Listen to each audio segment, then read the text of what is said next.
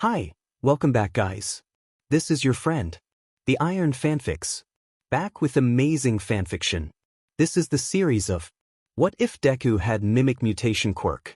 Now before starting, please give this video a like and subscribe to the channel if you want more videos like this. Now let's get into the fanfic. FFF-. Izuku thought as he was plummeting to the ground at well beyond lethal velocity. What do? I can use one for all to slow the lawn dash. Izuku felt out for his limbs and instantly regretted it as his brain lit up with pain. Never mind, guess I'll die. It's been lovely world. In many other worlds, Izuku would have been saved by Ochako. But in this one she wasn't in his zone. In his zone in this world was Kaminari Denki, a cute dude who talked to him a lot during the intermediary lunch, before the practical. Izuku moved to save him and in the process broke both of his legs and an arm. And since Kaminari couldn't exactly save him, he hit the ground. Izuku was expecting anything, pain, instant darkness, bouncing off the ground like that movie The Matrix. Anything but suddenly having his perception split among at least 50 other eyes.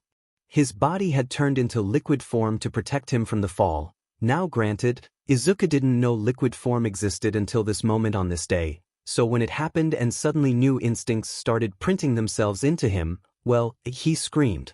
Not super loud or long, but like, ah. And that's also when he realized that his liquid form has too many mouths to count.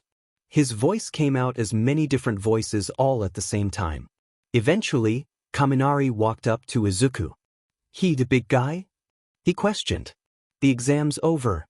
Sheet. Can he hear me?" "I can hear you," his many voices say. "Oh right, hold on." An arm forms in the goo that is him, then another arm, all of his eyes but two completely cut out, and they find their way towards each other. Eventually he looks down and he's back in his gym uniform, and very much human looking. "Phew. That's better," Izuku says, still in the many voices mode. I don't think you sounded like that before," Kaminari says. Izuku sighs. "I didn't." Izuku clears his throat, trying to picture putting the correct vocal cords back in place. "Better," my normal voice says. "Anyways, what the hell was that?" I know this is hard to believe, but I have absolutely zero idea. Up until just now I thought I only had something to do with super strength. Ugh, I need to change my quirk registry again. Izuku wipes his hands down his face. "Again?" Kaminari tilts his head. "Alright, my quirk only came in this month. I actually registered to take this test quirkless." "Geez, that's awfully brave of you." Kaminari rubs the back of his head. "I couldn't imagine taking this test without my electricity." Izuku shrugs. "Thanks for the compliment. Sadly I probably didn't pass." "Why do you say that?" "I didn't get a single point." Izuku shrugs. "Guess I'll die." Kaminari barely resists laughing. "That's terrible. You have more right to be in this school than I do." "Look, it is what it is. All I can do is move on and hope for the best." Izuku sighs. "Yeah, sure, and all I can do is fry my own brain as a party trick." Kaminari spits. "Look, give me your number." "Why?" Izuku asks, not trusting Kaminari. "Because you seem like a cool dude and we're future classmates." Kaminari smiles. "Seriously, I'll eat my left shoe if you don't get in." "Alright, but you better prepare your own sauce for it." Izuku holds out a paper with his phone number on it. "Where the hell did you pull this out of?" Kaminari squints at the paper, and Izuku shrugs in response, so he punches the number into a new contact and hands the paper back. "See ya when class starts." Kaminari shouted over his shoulder while sprinting towards the main building. Izuku rolls his shoulders and walks away. "Just what do you think?" "What?" Recovery girl looks at him. "Shouldn't your arm and both your legs be broken?" Izuku shrugs in response. During training a bunch of trash fell on him, so All Might took him to Recovery Girl and they basically ended up talking for the rest of training that day. Something different than what should have happened. "Well, what did happen?" Recovery Girl asks. I don't know." Izuku tears up. "I was falling, then suddenly I have 50 different eyes and about 100 mouths and no actual limbs to speak of." He starts panicking. Kid. Recovery girl's voice becomes soft. Breathe with me. Once Izuku is properly calmed, recovery girl leads him to her office and into her private room in said office.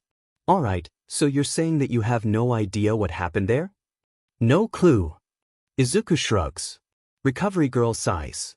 Well, I'd say that you do actually have a quirk you were born with, judging by the story. But that's impossible. I have the extra toe joint. Yeah, and someone with the extra toe joint just turned into a pile of mush made of eyes and mouths and then pulled itself back together. Plus that garbage test of extra pinky toe has been the bane of every mutant-type quirk user's existence when they look human normally. We tend to do blood tests and DNA tests nowadays. So I wasn't even quirkless? All of Izuku's anxiety turned into anger. Until recovery girl bonked him with her cane. You said it to Kaminari yourself. All I can do is move on and look towards the future. Do that, look towards the future. Izuku sighs. Yeah, you're right. He runs a hand through his hair and chuckles. You know, if this quirk is what I think it is, it would explain why I never lost hair. Recovery girl snorts. Well, I'll go call in All Might. She puts her phone to her ear and after a couple quick responses she hangs up. Yagi appearing soon after in hero mode. He walks inside and shuts down hero mode once the door is closed. So, what happened back there? He asks, after sitting in a chair. Izuku here wasn't ever quirkless. All Might turns with a surprised look on his face. He has the extra toe joint because his quirk is a mutation type that makes him shapeshift into the form you see currently, as far as my current theory goes. So you're a shapeshifter? All Might says with awe clear in his voice. That's the current theory anyways. Izuku shrugs. I only really know how to turn into this form from the weird, blob state that I went into after faceplanting. Well, maybe try changing something from the way you transformed from that state? Recovery girl bonks All Might. We should take him to see that man Detective Tsukachi knows. The guy with the quirk that sees other quirks. Kara? Yeah, that's probably a good idea. Thus they made a plan to see a man who could see others' quirks the next day. Kara, it's lovely to see you again. Toshinori greeted Karazumazu with his usual boisterousness. Lovely to see you again, Toshi. The man answered, completely monotone. I assume this is the kid you wanted me to look at? He bends down to look Izuku in the eyes. Definitely a mutation quirk. He rubs one of his eyes. Izuku tilts his head. I can see emitters just by looking at M. Transformation and enhancers have to use their quirks, while I have to touch mutants to see the actual name of the quirk. The man explains. So, do you mind me touching you? Izuku silently raises his hand for the man to take. Thank you. The man takes Izuku's hand and what he sees causes him to squint and look away. Not really out of horror or disgust, but like he genuinely felt he couldn't look at it. Eventually he looks back at Midoriya and seems to read something, then he stands back up straight and smiles at him, releasing his hand. Weird but powerful. You are aiming to be a hero, yes? Yes. Izuku says with determination. But, because that quirk would be wasted otherwise. He clears his throat and sits down at the desk in the room, opening something to type in it. Eldritch Mimic, realized in Midoriya Izuku upon CNC Pit-in. Makes the user into an Eldritch Mimic, a being made out of infinite darkness, eyes, and mouths, that can take the appearance of any living thing and use its abilities. Drawback. The Eldritch Mimic slowly creates chaos crystals that must be extracted from a specific mouth, otherwise it can cause nausea, extreme pain, and disorientation. He prints out whatever he was typing and passes it to Izuku. Sadly, I can't write the whole thing on here, but it'll at least keep people from being confused. The paper says, Izuku Midoriya. Quirk, Eldritch Mimic. Allows the user to transform themselves. While that is vague, Izuku looks at it. So why can't we register me Y-? He thinks on it for a split second. Never mind, I get it. Kara snorts. Alright kid, you need to train with that thing. Try and make your fingers longer? Izuku complies, looking at his fingers, he thinks, longer. And they comply, he shrinks them back down afterwards. Yep, that's it. Though I suggest keeping this thought in mind, Quirks are a part of the body. He checks his watch. Alright, I have other patients to get to. It was lovely meeting you, Izuku. Toshi, remember to call K-bye. He shuts the door after leading them both out. The next 2 weeks for Izuku were spent analyzing his quirk and talking to his mom about his quirk. She believes it came from his dad's side because he said something about having a shapeshifter for a dad. After a while of trying on the first day to figure out how to change his body in all different ways, he spent a long time in the mirror, and eventually it came to him. Eye color, blue, his eyes changed color. Hair color, purple, his hair changed from the black and cell-shaded green to black and cell-shaded purple. Facial features, feminine. His face shifted around until it looked more female than male. He looks down to his body. Am I really gonna do this? Ugh, it's the ultimate test, I guess. He sighs and takes a deep breath in. Body, female, there was no change in height, but feeling his bones shifting definitely felt strange. Eventually he had to unbutton his school uniform jacket. Mom? He shouted, still in his usual voice. Inko came around to the bathroom and looked at him, before laughing. So you figure something out? She giggles. Shut. He sighs. It's like a character creator. Oh, can you give yourself non-human features? Inko asked. Maybe. He looks in the mirror again. Scara color, black. His scara turn an inky black. Horns, antlers, and inky black fluid gathers outside his skull and slowly grows out into a pair of branching antlers on either side of his head. Inko looks at him through the mirror. What about your pupils? Pupils, cat-like. His irises get larger and his pupils stretch until they're fully cat-like. Crazy. Inko rubs her chin with her thumb for a brief second before looking to Izuku. Try turning into one of your drawings? Like draw a person and name the drawing, then try to select the drawing as what you want your appearance to be. Izuku's eyes shine like there's stars in them. Mama, you're a genius. He thinks, appearance, Izuku, and his body fully shifts back into the green-haired broccoli man. If you're right about the drawings, it'll work really well. It would also probably explain why I've always been good at drawing people. Inko gives him a thumbs up. No problem, sweetie, but remember to eat, she shouts before the green man fully disappeared into his room. Izuku sits down and starts drawing immediately. After about an hour of drawing, he finally comes up with a design and added dimensions to help it. Sue him, but he wanted a form that would help with hero work, so he drew someone that would calm those who see them. Also, a small part of him knew that he liked being small. After a lot of thinking, he decided on the name Amorphi for the drawing. The drawing was of a 5 feet 4 inches tall person with long, straight, deep purple hair pulled into a ponytail and long elf ears. The small drawing had soft features, but also somehow seemed to have no discernible gender. He colored in the eyes, which had cat-like pupils, jade green, and the outfit the person was wearing was an undershirt and a pair of cargo pants. He had decided during the drawing process to see if he could make clothes from himself. He moves to the bathroom and looks into the mirror once again. This time his notebook is open to the page with Amorphi in it. Appearance, Amorphi. In a flurry of black liquid, he changes. Oh god, I forgot to add skin color. His skin is shiny and made out of his liquid form. Darker than the void of space. Skin color, 10. He watches as the liquid suddenly changes color and texture.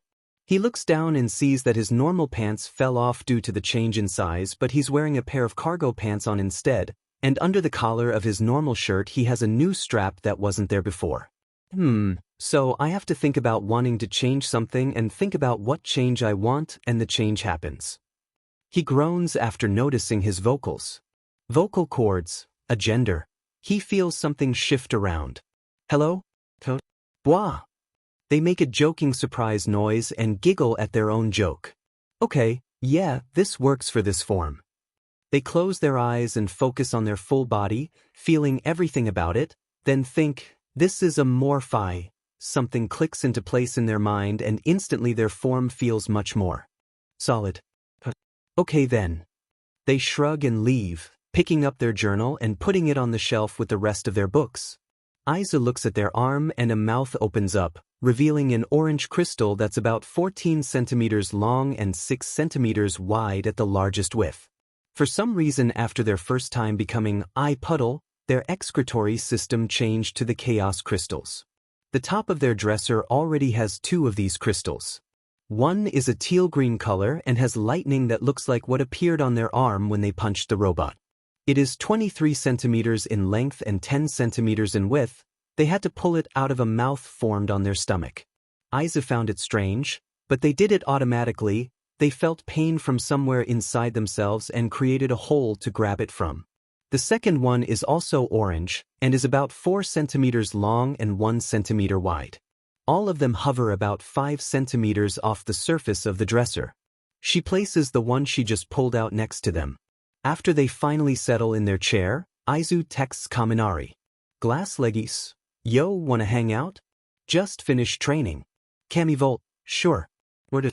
Glass leggies. Chibi Might shrugging sticker. Camivolt. Chibi Might laughing sticker. Camivolt, alright, how about some ice cream? I desire sugar. Glass leggies, sure. Glass leggies, also nice name. Camivolt, for you or for me? Glass leggies, yes. Camivolt. Appearance, Izuku, in a flurry of black liquid. Aiza changes into Izuku, wearing cargo shorts and bright red shoes. He then heads out. Izuku finishes his Neapolitan ice cream and looks over at Kaminari, who had finished his a while ago. Kaminari raises an eyebrow. Yes? So, you wanted to know what puddle of eyes was, right? Oh yeah. He nods earnestly. As it turns out, it definitely is my quirk, and my quirk is called Eldritch Mimic. It's a mutation type, and guess what that means? That puddle is your true form? Kaminari tilts his head. Disgusted yet? Izuku smiles mournfully. No, not really. He snorts at the look Izuku gives him. Being a fluid made out of eyes actually sounds kinda cool. It's also covered in mouths, don't forget. Pious. Right now I hate it. Kaminari rolls his eyes. So? What all can you do? I honestly don't really know, but what I know I can do is pretty fun. Izuku closes his eyes. Appearance. Amorphi, in a tornado of black liquid. Amorphi is the one sitting in place of Izuku, wearing cargo pants and sandals rather than their standard red high tops. All of my clothes are actually made of my mimic liquid. They change their shirt to red to prove the point, then change it back to the standard. Can you make something that makes your skin feel warm, or do you constantly feel through the clothes as well? My skin is the only thing with nerves in it, if that's what you're asking. Kaminari nods. Alright, can you control what internal organs you have? Maybe. Amorphi closes their eyes and feels their entire body, before deciding to replicate someone they knew before wings. They were bug-like, so it was actually pretty easy to get from their knowledge of biology. The black liquid flows out and forms into a set of dragonfly wings on their back. I can go past human biology. The wings liquefy and return to their body. Then Amorphi's eyes light up. Holy shit, I can go past human biology. That means that I could probably replicate how mutation quirks work, maybe even some transformation types if I know how they work. Amorphi starts muttering and Kaminari smiles. Amorphi's mutterstorm gets cut off by someone standing behind Kaminari. Hey, look who it is. Charger. A boy with seafoam green hair walks up behind Kaminari. Kaminari turns to look at them, not noticing Amorphi giving an unamused eye roll. Oh, and he's on a date too. Hey, what did he do to get you here? Must not have been much. The bully smirks, and Amorphi stands. Their eyes fully pinpointed. I'm sure it wasn't much to him, but he definitely did better than you. Their eye twitches, and they look the boy up and down. He is much more creative, intelligent, and they look down to the middle of his pants, capable, than you'll ever be. They smile at him. He actually F'd you, you must be real easy then. Amorphi rolls their eyes. He's getting mad, so his already terrible creativity is getting worse. They think to themselves, no, but my eyes do measure exactly what size I need for each part to mimic someone. And his is much longer. A bluff, they never actually measured Kaminari, that would be an invasion of privacy, but they did measure this guy because he's in butt. Perfect. Amorphi mimics Seafoam Kid in a tornado of black liquid, then forms a mouth on the side of their neck with a long forked tongue, then made 7 extra eyes appear on their forehead and turned the 2 that were in the right place completely black. Ooh, they smile, their mouth full of long jagged snake fangs instead of teeth, and talk in several voices at the same time. The boy shrieks and sprints back the way he came. Amorphi transforms back into themselves and grabs Kaminari by the arm. Dude's probably gonna grab the first hero he can find. Let's get out of here. Kaminari nods, alright. He stands up and follows Amorphi to a cafe. He looks up at the sign above the store and snorts. Really? The Perfect Cup? You took me to a cat cafe? This place is great, shut your were mouth. They jab, before transforming into Izuku, plus I know the owner. Ah, gotcha. They both enter. Welk, oh Izuku, how've you been? The woman behind the counter notices Kaminari. Oh, who's the date? Izuku takes it in stride. Carrie, meet Kaminari Denki. We met at the entrance exam and he kept my spirits up. Kaminari, meet Karina, owner of this cafe and one of my mother's friends. Nice to meet you. Kaminari smiles. Same to you, kid. So, for here or to go? She points the question at Izuku. I scared someone out there because they said me off and my quirk activated. Quirk? Karina looks startled. Yeah. Mom hasn't told you? Karina shakes her head. Oh, well, it's called Eldritch Mimic. It's a mutation-type quirk that basically makes my natural form a goo of pure darkness full of eyes and mouths. Said goo can also mimic anything living. Among other things. Among other things? Clothes. Well, what's your favorite color? Been up in the air since I was 8. Yep. Still the same Izuku. She laughs. Can you show me? Izuku turns into Amorphi quickly and then back into Izuku. There. Karina shakes her head. Crazy. Okay, standard energy shot for you. Kaminari. I can't have anything with caffeine if you want me to stay awake, and HFCS if you want me to remember being here. Attention disorder? Pretty much. Alright, got a favorite flavor? Lemon. We have lemon bars and the stuff to make slushies today, so 1 slushie, and since Izuku looks like he wants some, for lemon bars. Sound good? She points the question at Izuku, who whips out his phone. Yep. Sounds good. He taps a few buttons. Alright, pay came through. No feeding the cats any of your food, they're trained not to touch the food on the tables, but if something falls on the ground they'll descend like vultures. I don't sell anything poisonous to them, so it should be fine, but be careful. If you want to give them treats, I have them here. They both say anything else left to say and walk into the room where the cats are. The first thing they both notice is that they aren't alone. There is a man laying on the ground, long messy black hair strewn out on the ground probably because the cats attacked it. His eye bags make him look like sleep evades him constantly. Kaminari doesn't notice Izuku say, frickin' mood. Under his breath. His scarf is splayed out in a similar manner to his hair, looking like the cats had their way with it. His probable companion smiles at them, blonde hair pulled into a bun. He wears a flannel over a plain t-shirt. Hey, been a while, Izuku. The blonde man waves. Desire for sugar won out over my desire to not be around people. The corpse, Kaminari means man. The man laying on the ground mumbles, mood. Into the belly of a cat laying next to him. Looking corpse-like as always, Aizawa. Rough day with the problem children. Izuku squats down and pats a cat that trots up to him. Rough day deciding who the next problem children are going to be more like. He glares at Izuku and Kaminari at the same time. Feels bad, man. Izuku is in air through his teeth. And you, Yamada? Our cats are total terrorists without show around. Sounds accurate. A cat crawls up Izuku's shirt and stands on his shoulder. Right, this is Kaminari Denki. We met at the entrance exam for the college we both planned to attend. Kaminari, this is Yamada Hizashi and Aizawa Shoyuda. Regulars here. Kaminari gives them both a nervous wave, so Izuku stands up. Well, I hope you get a break this year, Aizawa. He takes the cat off his shoulder and sets it on Aizawa's. Lord knows you need it. Shut it, kid.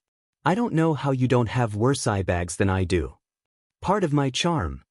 Izuku laughs at the harrowing look the man gives him and walks off with Kaminari. What did he mean by that? The worse eye bags thing? At Kaminari's nod, he continues. My usual energy shot is about 10 shots of espresso with one of those natural energy drinks mixed in, among other things. It tastes good and is just about the only thing in the world that's able to wake me up. Insomnia. And you don't get eye bags because of mimicry. Kaminari adds. Oh shit, you're right. Izuku rolls his eyes. The more I find out, the more I wonder how I didn't figure out that I'm a mimic sooner. Kaminari snorts. Fair enough. He nods. Okay, so I know your favorite flavor is lemon normally. Favorite hero? Present Mike, his personality is great. You? All Might. Kaminari shrugs in a, yeah, go figure, kinda way. So Izuku elaborates, he's one of the few battle-type heroes that actually focuses on saving people. I like that aspect. So you want to focus on fighting while saving people? Lofty goals. What's your want? What kind of hero do you want to be? The kind that makes people laugh, specifically, like Present Mike. I want to be popular so that I can save those that hear me. Promoting suicide prevention hotlines, stuff like that. Kaminari chuckles, guess I'll have to work hard for it, given my personality. Your personality doesn't need much work, actually. I'm kinda surprised you aren't some kinda streamer already. Izuku shrugs. It's all an act. And? Kaminari looks at him weird. If you want to be someone like Present Mike, guess what? I'm pretty sure he isn't that hyperactive and insane all the time. He probably has his days where if he walked outside for 2 seconds he'll have an existential crisis or something. Most of the time I'm not this confident. Hell, if you talked to me 3 weeks ago I wouldn't have gone all monster mode on your bully because he irritated me. So who gives a crap if it's all an act? Technically you're talking to someone whose appearance is an act. He pauses. A hero I talked to once told me that the way most heroes act is to trick both themselves and those around them. Maybe you just need to get better at tricking yourself. Favorite food? Kaminari changes the subject in the least smooth way possible. Izuku snorts. Cat's it on you? They converse normally for the rest of the afternoon. Izuku spent the time until the results came in talking to Kaminari and working out or looking into biology of various quirks. How do natural strength enhancement quirks work? Stuff like that. Then Kaminari said something that actually made Izuku change up how he was making things. If it's like a character creator, do you have races? It honestly made him kinda mad that someone who hasn't been theorizing and analyzing quirks for their entire life came up with that. But enough of that. He added an addendum to his notebook about his quirk. Races. I found out that with mimicry I can design certain features and place them under races. The appearance mostly stays the same, but say if I said, the demonic race has retractable wings, enhanced strength, x2 of the standard strength, and is a little bit more flexible than your standard human. My quirk actually deciphers that information and creates a new race for my appearances to take. These transformations are a bit more taxing on the CCs. Below are all of the races I came up with. Fairy, weighs almost nothing, loses strength due to reduced muscle mass. Butterfly wings that change color depending on what appearance I am in, said wings also turn invisible rather than retracting. Long pointed ears, the eyes glow. Mostly made as an aesthetic thing. The hair passively produces glitter. If I shake my head it all comes off and goes everywhere. I still have no idea if it's using parts of me and just tossing it out or if somewhere out there is an animal that can produce glitter in an organ. Demon, retractable wings, balance enhancing tail.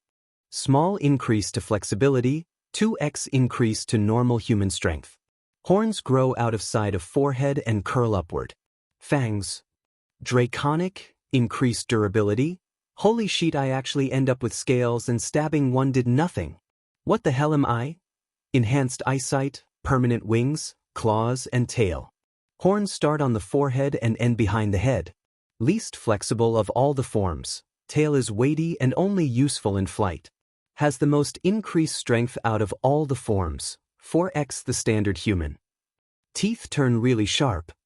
Cat human, tail and ears colored after hair color, extremely flexible, enhanced senses and sense of balance.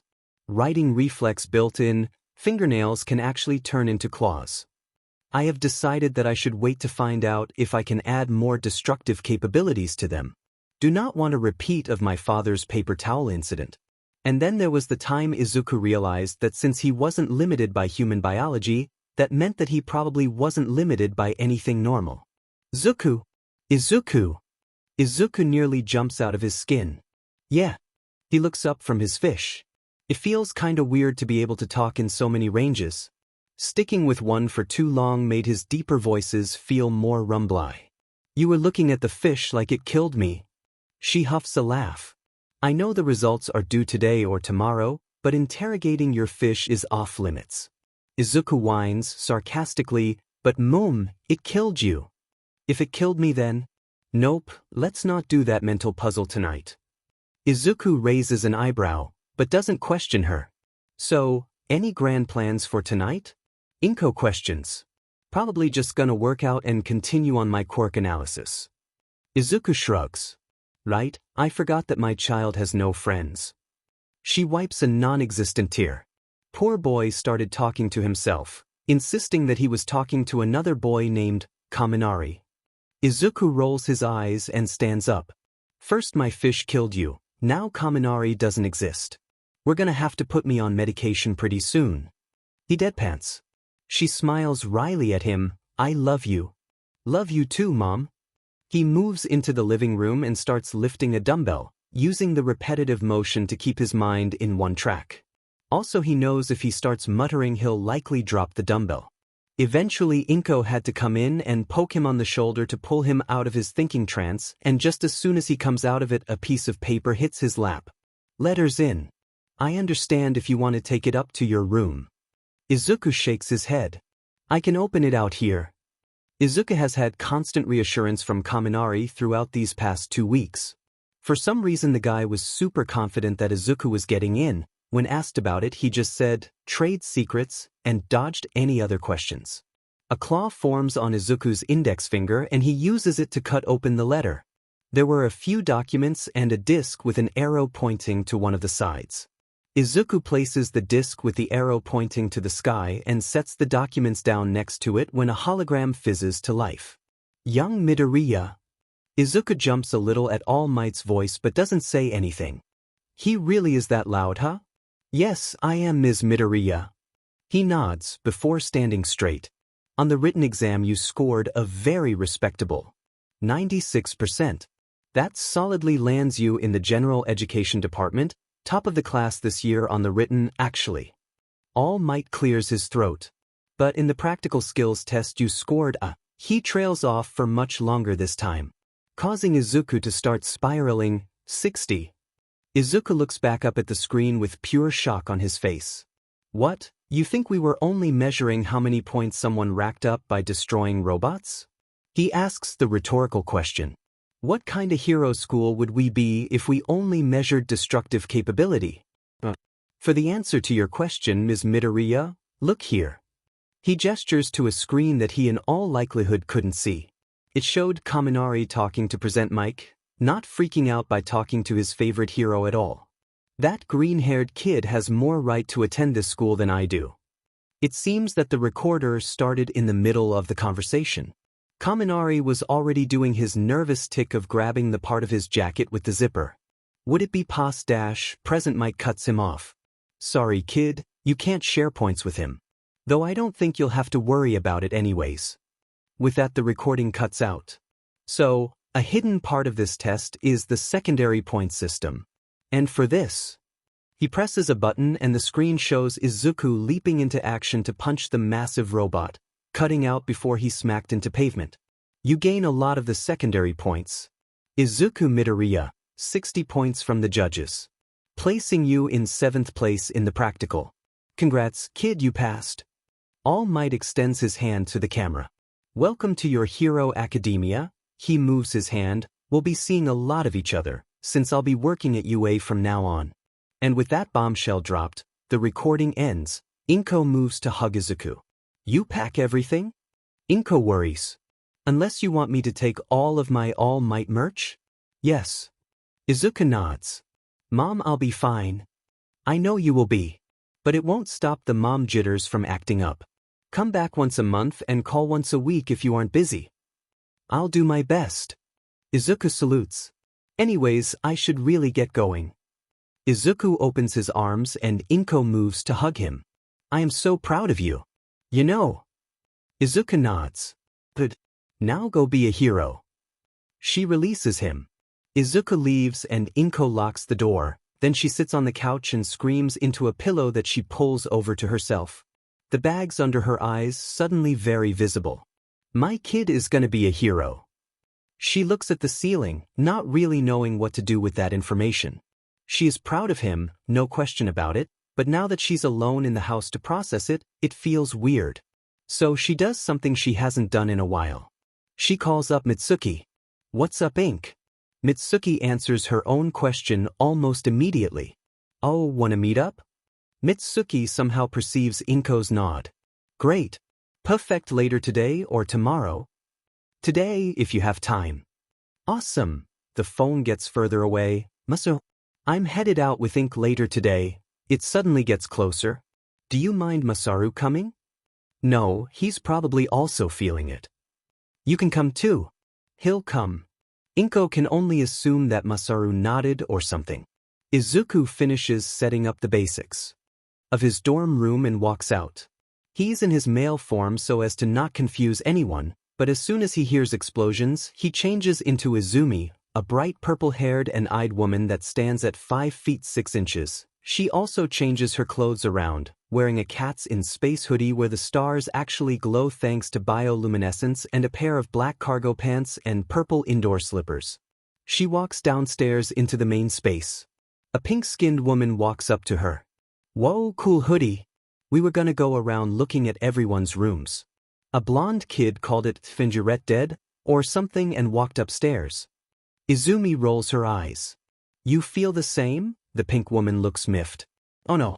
I've just known that guy since we were babies. Don't tell him though, I plan on pranking him. However, showing people our rooms when we don't know each other is probably a bad idea. Izumi taps her chin with her finger. How about we each introduce each other? I can introduce the guy who ran away. Oh, yeah, now that I think about it, you're probably right. But do we have everyone? You can go around and check. Or I can. One of the two. Just avoid the door that says, Bailey on it. She yells when Mina starts going up the stairs. After a long time, Mina finally finishes and drags the last Victi classmate, a lavender-haired boy that kinda looks like his hair is the fallout and the bomb is his face. He has eye bags that rival Aizawa's in depth. Man looked like he hasn't slept in 2 years. Izumi chuckles to herself and shouts across the room, Brother? Before promptly changing her voice and hair color before he can turn around.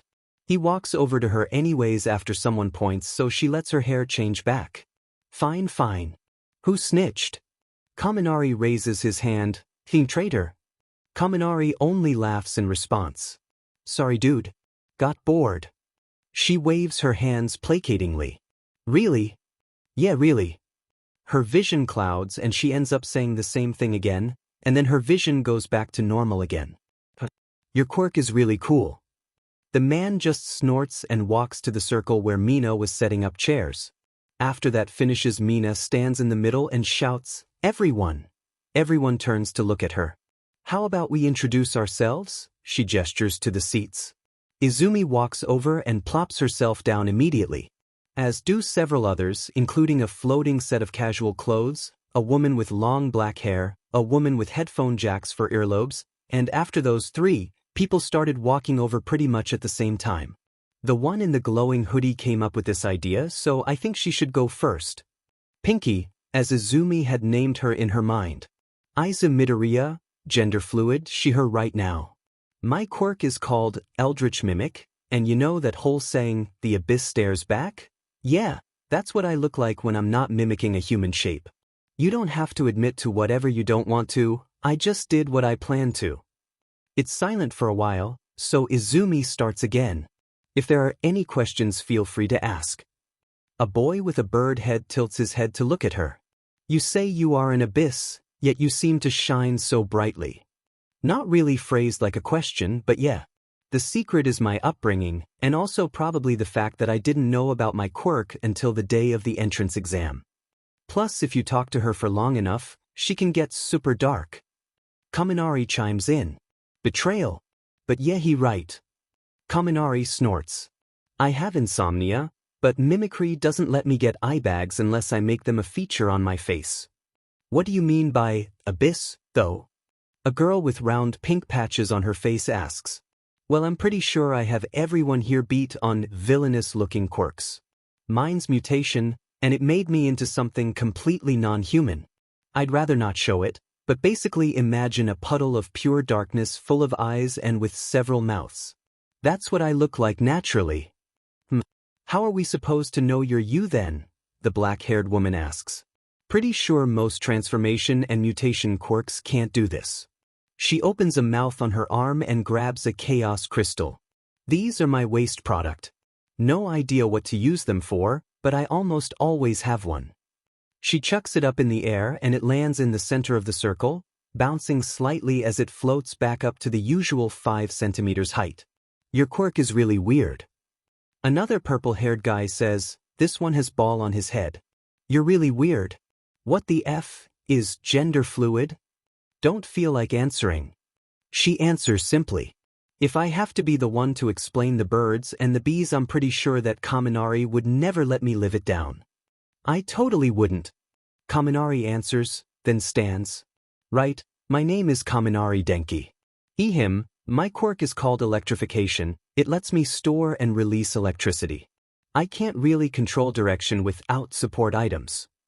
It continues like this for a while until Bird Head went to stand, and his quirk jumped out to hug Izumi, brethren.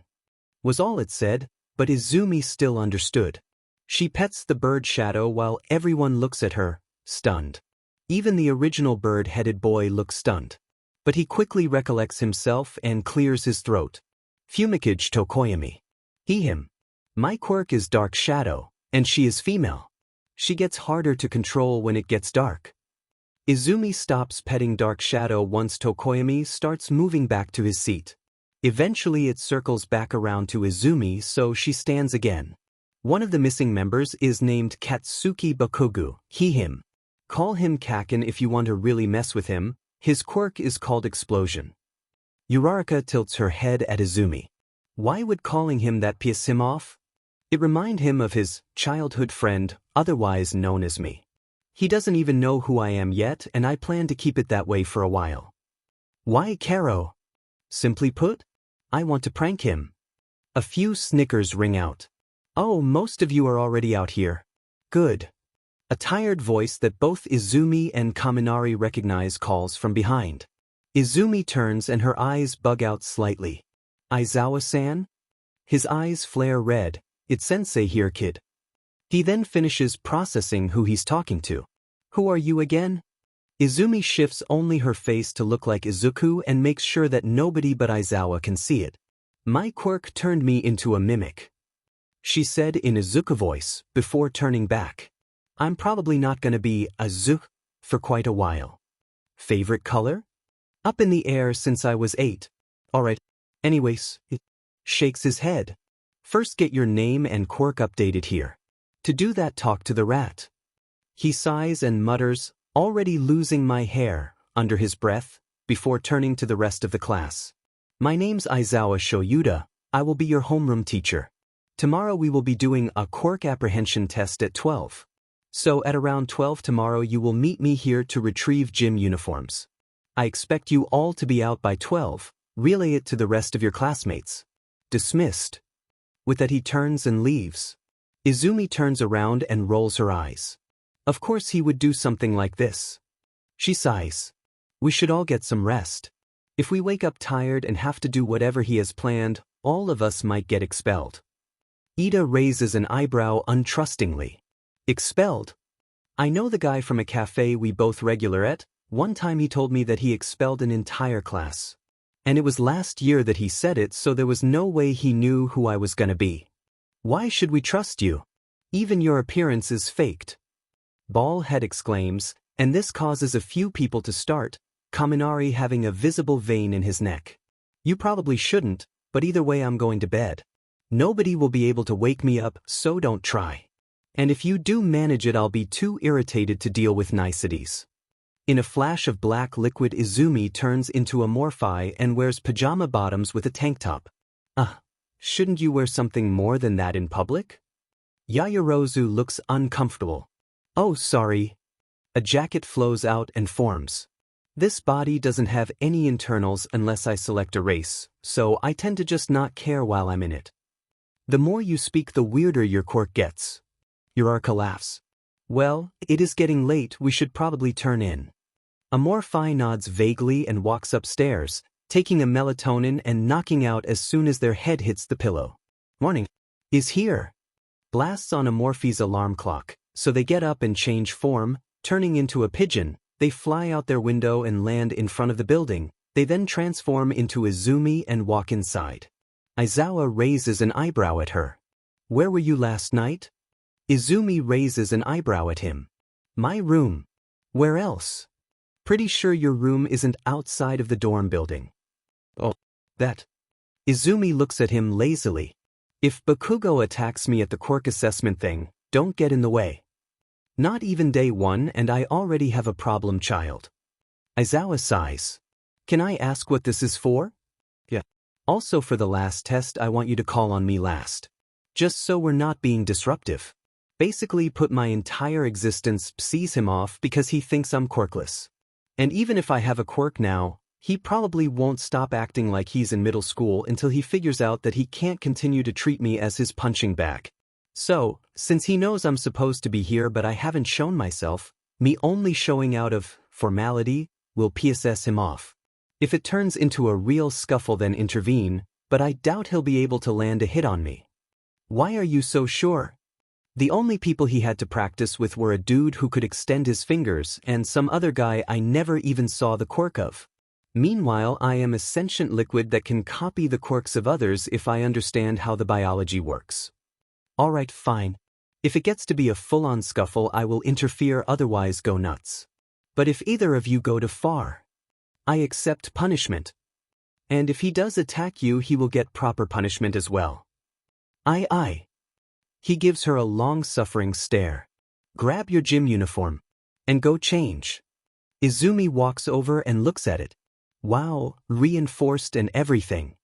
She grins at a nearby security camera that Nedzu thought he'd hidden, then she opens a mouth on her stomach and puts the uniform in.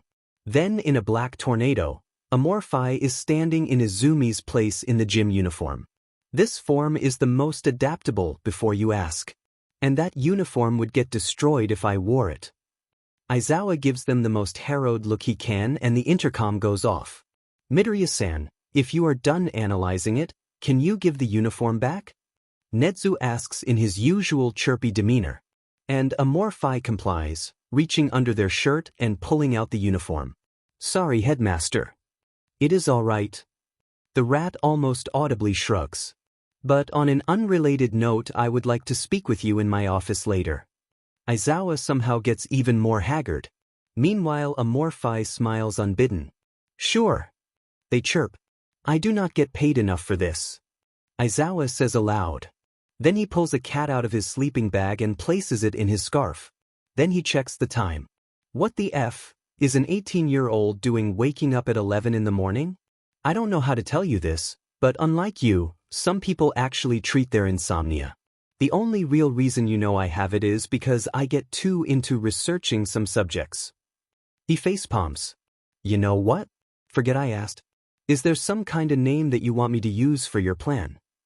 Oh right, I guess you would have to do that. You Amorphi, I guess. Since it's the name of this form. You named your forms? How else am I supposed to remember them? The alphabet? Number them? Then I won't really be able to picture it and I might just turn into an A, or do you want to see a big fleshy capital A that's covered in eyes and possibly hair? Yeah, nor would I. Even my races are named. Races? Presets that basically give me different quirks. For example, they change into fairy mode. This one automatically generates glitter in my hair and gives me these, they let the wings turn visible. It also makes me extremely light. I call it fairy. And if I get a hold of how a shrinking quirk works, I'm gonna use that too. Oh, and I edited the eye's refractory index so that they glow. They revert. Nich. He makes a non-committal noise. I know quirks are weird, but what the F is this nonsense? So, Aizawa, who are you expelling this year? Hopefully nobody. He says, in the most, I secretly want to expel all of you way possible. Bullshit. I know that you limit your classes to only 20 and there's 21 people here. He snorts. Right, I did say that once, huh? The rat actually gave me a bigger class.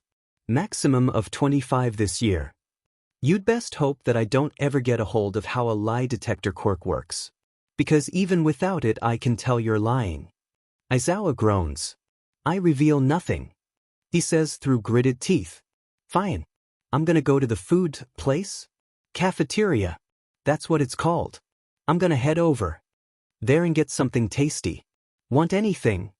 At Aizawa shaking his head, they walk through the front door again and Aizawa sighs. He pulls himself up into the rafters and uses his capture weapon to hang from them.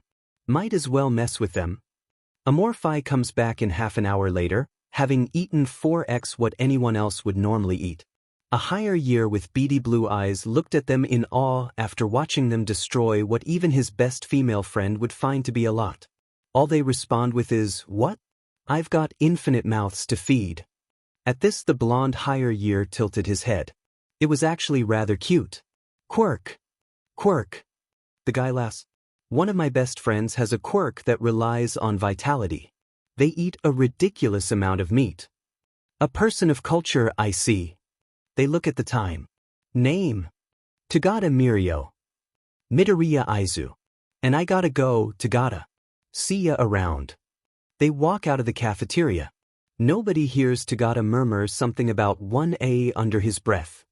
Amorphi sits on the couch in the common room, watching the chaos of everyone getting ready. They swear that they hear someone scream, I'm making fucking eggs beach. And then a wet slapping sound from the kitchen.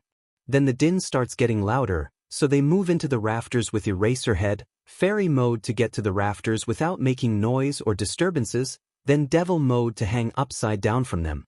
Amorphi stays quiet for this, since scaring them feels like it might be fun. A total of 2 people actually notice them, Ida, who seems slightly on edge, and Todoroki, who just looks at them in a way that screams, I am disappointed but not surprised. All without changing his face either. When Ida noticed them, Aizawa muttered something about a tensei, always pranking them when they were in dorms. Eventually though all of the teens finish being loud, so both Amorphi and Aizawa drop from the rafters. Amorphi opening their wings to land soft while Aizawa lowered himself with his capture weapon. Amorphi, doing their best Aizawa interpretation, they might have accidentally partially transformed to do it, says, hey. In that way that seems so loud yet sounds so tired. They then gestured to Aizawa. With a sigh and a withering stare in Amorphi's direction, Aizawa starts. Alright, all of you should know, grab your sports jumpsuit and get dressed. Meet back here by 12 o'clock or I leave without you. Huh? Who are you to order me around? Amorphi mentally rolls their eyes. He is your homeroom teacher. You'd know that if you actually listened to what Ida tried to tell you, Bakugo. And who the F are you? An entity of vast destruction. Now go get dressed. They gesture to the pile, rolling their eyes at Bakugo still waiting for an answer. You aren't getting an actual answer out of me. Go get dressed. He shoulder checks them on the way to the pile, and again on the way upstairs. And that folks is Katsuki Bakugo. An ass crack. Amorphi gestures in a very game show-like manner. Aizawa huffs. Why was he allowed at this school? Because it's impossible to parse someone's battle personality and normal personality. Plus, both of the schools we attended made him out to be an angel. He'd still be imprisoned if he wasn't. Prison? Illegal quirk use. Nearly killing me several times. The list goes on. Since I had mimic powers, I never got a scar, so they put it down as attention-seeking Fun days. Then they started sking up to me when I got into UA and that was made public. And no, I don't think he should be expelled. He should certainly be monitored and forced to go to several forms of therapy, but the potential for a villain or vigilante that's crazy powerful to appear because UA expelled him is way too high. Aizawa gets a Cheshire grin. You already know what would destroy him, right? Pit him against someone who can put him in the dirt without trying. That's what I'm gonna do during the quirk tests. It's just a happy accident that he's also going to find out that the pebble is possibly the biggest wall to being the greatest next to All Might. While they're still in their demon form, Amorphi plotting looks legitimately terrifying. Granted, them being next to Aizawa also plotting makes it even more scary. So when Ida walked in the room and immediately turned back around, most would understand. Eventually everyone gathers in the main room, so Aizawa walks out the door, Amorphi in tow with a wave of their hand. The rest of the class starts following. Once Aizawa stops, he turns around. We're doing a quirk apprehension test. That is, a physical test that normally doesn't allow for people to use their quirks because the government likes to say that all men are created equal when they're not. 50-meter dash, grip strength, standing long jump, repeated side steps, ball throw, sit-ups, endurance run, seated toe touch.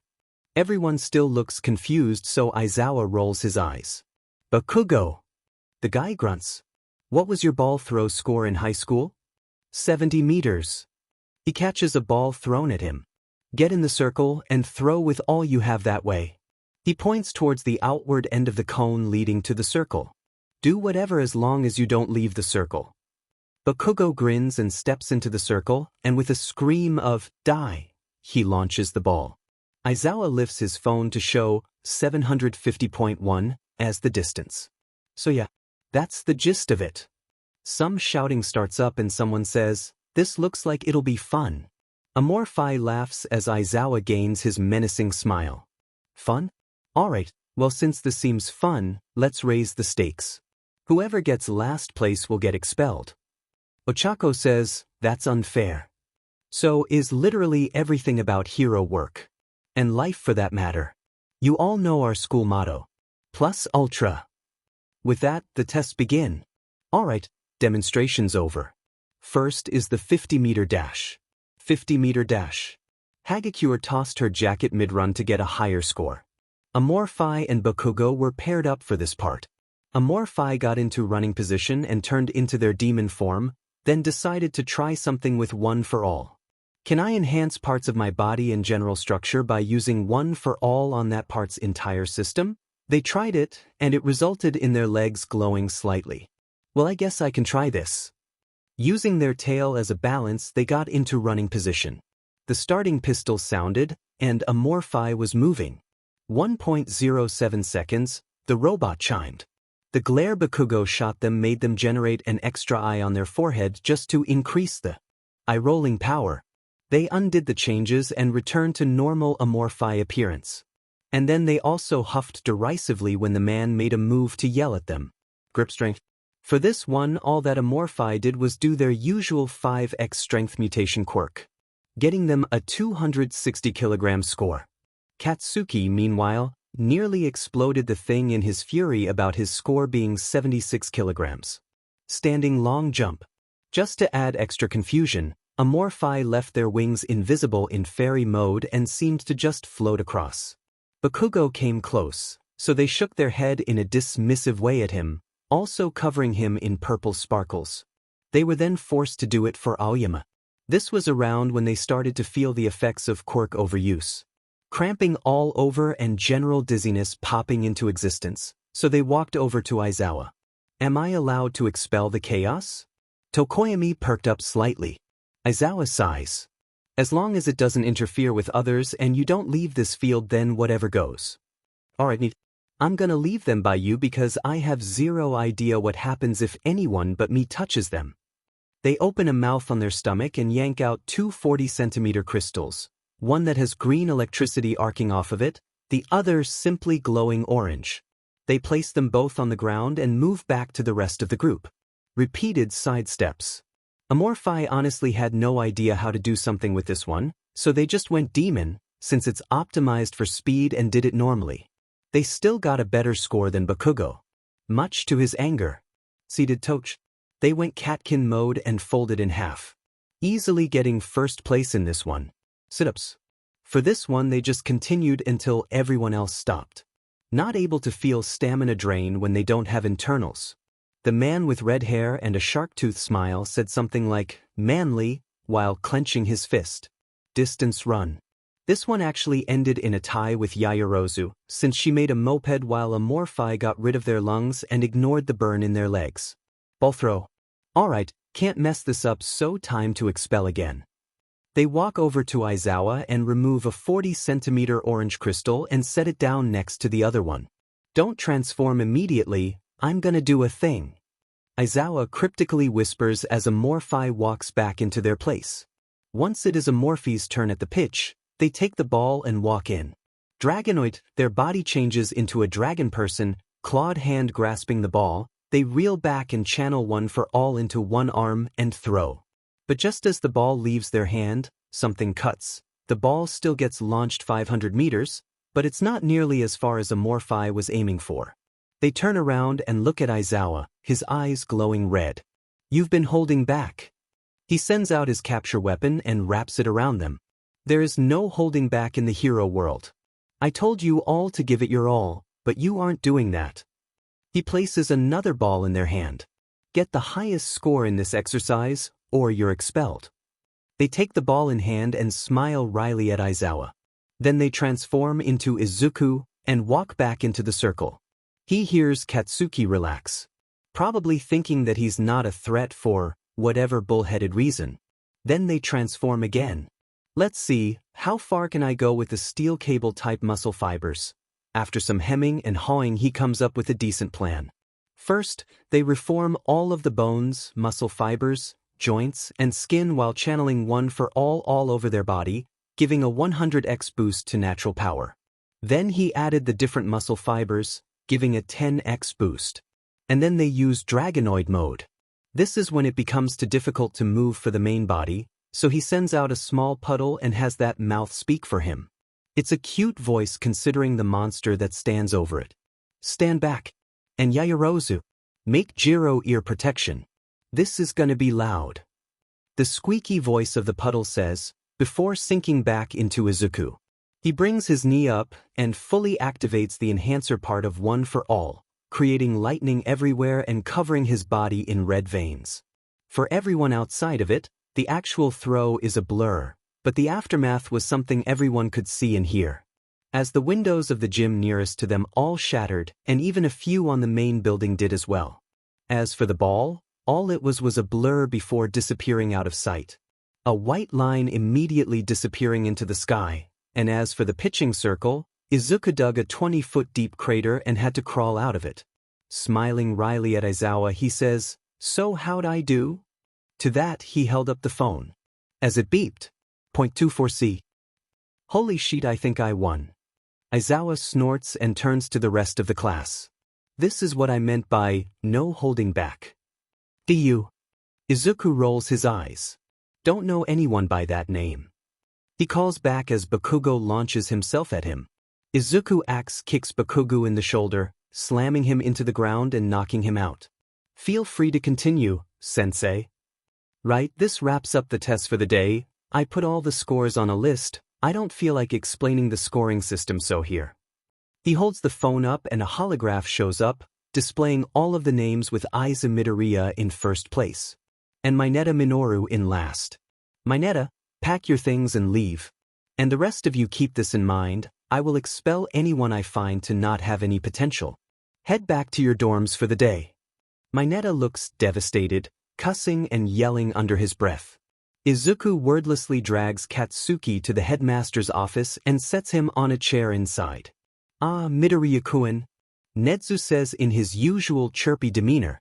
I would ask, to what do I owe the pleasure, but it seems it's to whom, so, feel like answering a few of my questions? Sure. But, can I change out of this first? Certainly. Some of my questions are about your quirk anyways. Izuku wordlessly shifts, turning into Amorphi in a space-themed sweater wearing cargo pants and red shoes. So you prefer to go by Amorphi when you are in this form? It's the name of the drawing, but the agender version of my name is just Aizu. I see. Right, so anyways, what has this man done to anger you so much that you saw it fit to plan such a revenge? Bullied me for 13-ish years of my 18-year life. Though the most recent one set me off the most. Quirk discrimination and all that. Right, and he called you a liar? He probably believes I was hiding my quirk on purpose or something. Which is kinda dumb. Like sure, I can see hiding something like this as a prank. But for 13 years? Unifying likely. Excuse my language, but because I didn't get rid of the crystals before coming here, the backlash hits hard. Something I'm curious about. What are those crystals used for? To that Aiza shrugs. You have no idea? Aiza shakes their head, and Nedzu's eyes sparkle. Well, perfect. I can have someone study them to figure out what they do, if you don't mind. I don't mind. But do you have somewhere private in here? Turning completely puddle makes me feel exposed. And this one is way too big. How can you tell? All of my muscles feel like they're flexed, my stomach is twisted in a knot. If I stood up too fast I'm pretty sure I'd pass out, and my body is desperately trying to forcefully expel it, which is to say it would shoot it out like a bullet. And given how big you think it is, it would probably destroy something. Nedzu points to a door off to the side. Through there. One puddle mode expelling later and Aizu has two crystals, one that's familiar as the ones that show up when they use one for all, and another that isn't as familiar. This crystal glows purple in a much brighter way than the orange ones, and stands at the same size as the teal-green one they pulled out just earlier. Which I should probably mention is 4 feet tall. They push the two crystals out of the room, since they float it's actually pretty easy, and walk back over to the desk while pushing them. I'm not going to question why you have a fully functional apartment attached to your office. I'll need to get one of my orange crystals from my dorm since this one is different. They flick the top of the purple one. Alright, well, there are more matters I wish to discuss with you. First is him, the Chimera points at Katsuki, and the second is that I want to see your hero analysis journals. I heard of them from Aizawa a few years ago. Aiza laughs wryly. He needs anger management and therapy. Possibly higher monitoring than most students, but not that much. My call-out was probably a bit exaggerated, but while I know being petty probably isn't the most heroic thing, but also 13 years. And he kinda told me to commit suicide one time. You do realize that if that is true that he should never be allowed to become a hero? Yeah, but security footage was deleted in all likelihood and investigating the entire school would take forever. Aiza shrugs. I would do it if you weren't here telling me not to. Nedza sighs. Yep. Anyways, I'll get the third crystal and one of my notebooks after you're done here. They gesture to Bakugo. Do you mind if I take the window? Not at all. Aizu turns into a butterfly and floats over to the window, then they turn into a hawk and fly towards the dorms. Class 1A walk back into their dorm after a long entrance ceremony. How did the headmaster somehow manage to talk about a table for 10 minutes straight? Mina groaned. He could have gone longer, honestly. Aiza stretched. But this year he decided to keep it short. Mina turns with a face of absolute shock. How do you know? He likes talking to me. Aiza shrugs. Our talks wandered and eventually we landed on today's ceremony. He said something about wanting to keep it brief this year. Still doesn't explain how long he talked about a table, but yeah. Who the hell are you that the headmaster of the top hero school in the country like talking to you? Shinso asks. An endless abyss of infinite eyes, mouths, and darkness. They say with the most deadpan look they can. Shinso laughs out, fucking fair enough. Ochako taps her chin. I didn't get to ask earlier, what was that green crystal you pulled out in the middle of the test? The crystals come from quirk overuse. I figured out how a certain enhancer quirk worked, and now whenever I overuse that specific quirk, those kinds of crystals come out. So the orange ones come from overtaxing your ability to transform, and others come from quirks that you can figure out. Zero looks like his brain is about to melt. Yeah. My quirk is really weird and complicated, so I basically turned it into a character creator. I drew up my female and agender forms before actually becoming them. Then I created races that have certain features no matter what appearance they're attached to. I essentially ended up creating multiple quirks for me to use when I need them. It takes a lot of effort to alter them though. That form you saw during the ball throw actually made me sleep in puddle mode. Yeah, but it also made you throw that ball at light speed. Why aren't you already a hero? Kirishima looks genuinely confused. Well, for one, I only discovered I had a quirk during the entrance exam. Kaminari saw the first time I used it. Yeah. You mimicked that power the first time without even knowing you could do it? Yep, Aizu pops the P. Why do you think I don't break my limbs anymore? You broke your limbs? Aiza gives him the most, I am already done with your sheet look. Yes. Are you kidding? I was falling face down and my foot was faced skyward. Falling? Ida questions. I punched the 0-pointer in the face, destroying it. What the F dash dot? Shinso looks horrified. That big huge robot thing? I threw some rubble at it to slow it down, but even with the huge piece that regained its gravity, it barely dented. Buchako looks competitive? Yeah, well, my brain basically pulled a Kaminari and short-circuited. Suddenly the situation was real and Kaminari was gonna get crushed, so I jumped up and punched it in the face. When I hit pavement after falling roughly 20 stories, I splattered into my puddle form.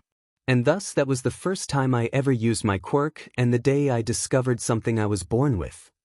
Aizu accepts no further questions for the rest of the day. The rest of that day was spent lounging.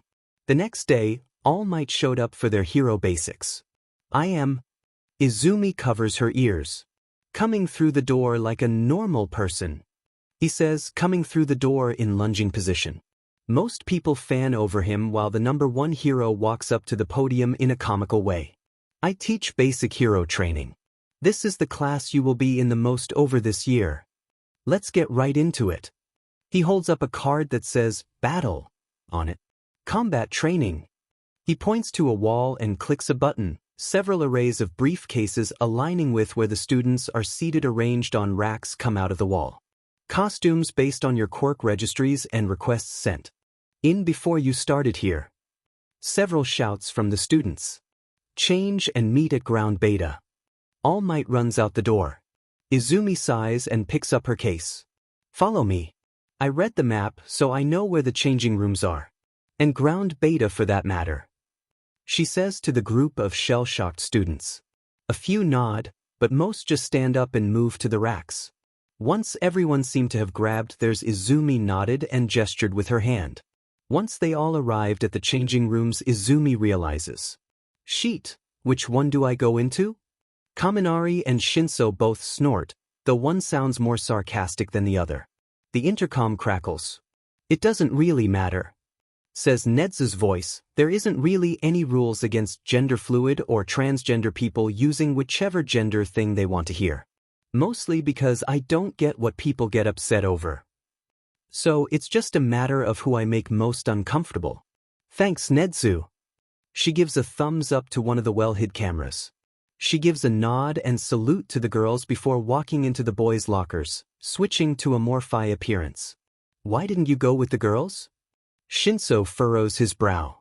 I did say it's about who I make most uncomfortable. Girls tend to be more body shy than men. So I went with the safest option. Plus I don't plan on sticking around if you guys are worried. I didn't technically need clothes, so mostly my case is filled with weapons since I don't have a handle on how those claw quirks act other than the fingernail claws. It may make me uncomfortable to come here while I don't feel like being male, but I can ignore those feels pretty well. She shrugs. You don't feel like being male right now? Kaminari squints. I did say I was gender fluid during introductions. Granted, I only learned that since the entrance exam. Once again, Izumi changes. Her clothes changing from the uniform that they don't really have to wear and can mod however they want, so long as they don't add weapons, changing to her new hero costume. It's a forest green jumpsuit with black lines on the trim and it has a hood with bunny ears on it. She doesn't know why she wanted the bunny ears, but they fit for whatever reason. Her face has a mask on it that's shaped in a way that confuses the eyes, while her eyes were entirely changed to pitch black, making her look demonic. Her shoes are red combat boots that go up to the knee and have vents on them for reasons. Shinso looks over at her. Why are all of your clothes made with your quirk? I transform a lot. Anything made not by me would rip unless I went and got clothes made with my DNA specially placed in it. That sheet's expensive. Plus now I don't need to change clothes. She opens her case and looks at her new equipment. Shinso snorts. Izumi opens a mouth on her stomach and places 2 stun batons inside alongside 3 flashbangs and an EMP grenade, but she suddenly takes it out and puts it back in the case before picking up a different grenade and a stun gun. She then walks out. Come out when you're done. She walks out and leans against the far railing in the hallway. Before long the blonde man from the cafeteria runs up, acting out of breath when he isn't. Finally caught up. You guys move quicker than I expected. He sighs. So one of you read the map? Izumi nods. I did. Midoriya Aizu, yes? It's Izumi right now, but you are correct. I am the TA for 1A. It was decided that 1A and 1B will be doing joint exercises on occasion, and that means that there need to be more people assisting those teachers. So I was assigned to your class while my 2 other friends were assigned to 1B because it's quieter and Aizawa scares one of my friends. Well, nice to formally meet you, Tagata. Same to you. He leans against the railing with her. Oh, and another reason me and the other 2 are TAs is because we have time on our hands, but I'm not supposed to say that according to Aizawa-sensei. Unprofessional. Izumi snorts. Yeah, sounds like him. Hey, when they exit don't introduce yourself and just join the crowd. When they ask questions just stay silent. Nedzu told me that someone here had taken his interest. He sighs. But nods. This sounds entertaining. Oh, and do you have any relation to that guy that can phase through stuff? I think I saw him at last year's sports festival. The very same. There's a hint of nervousness in his voice.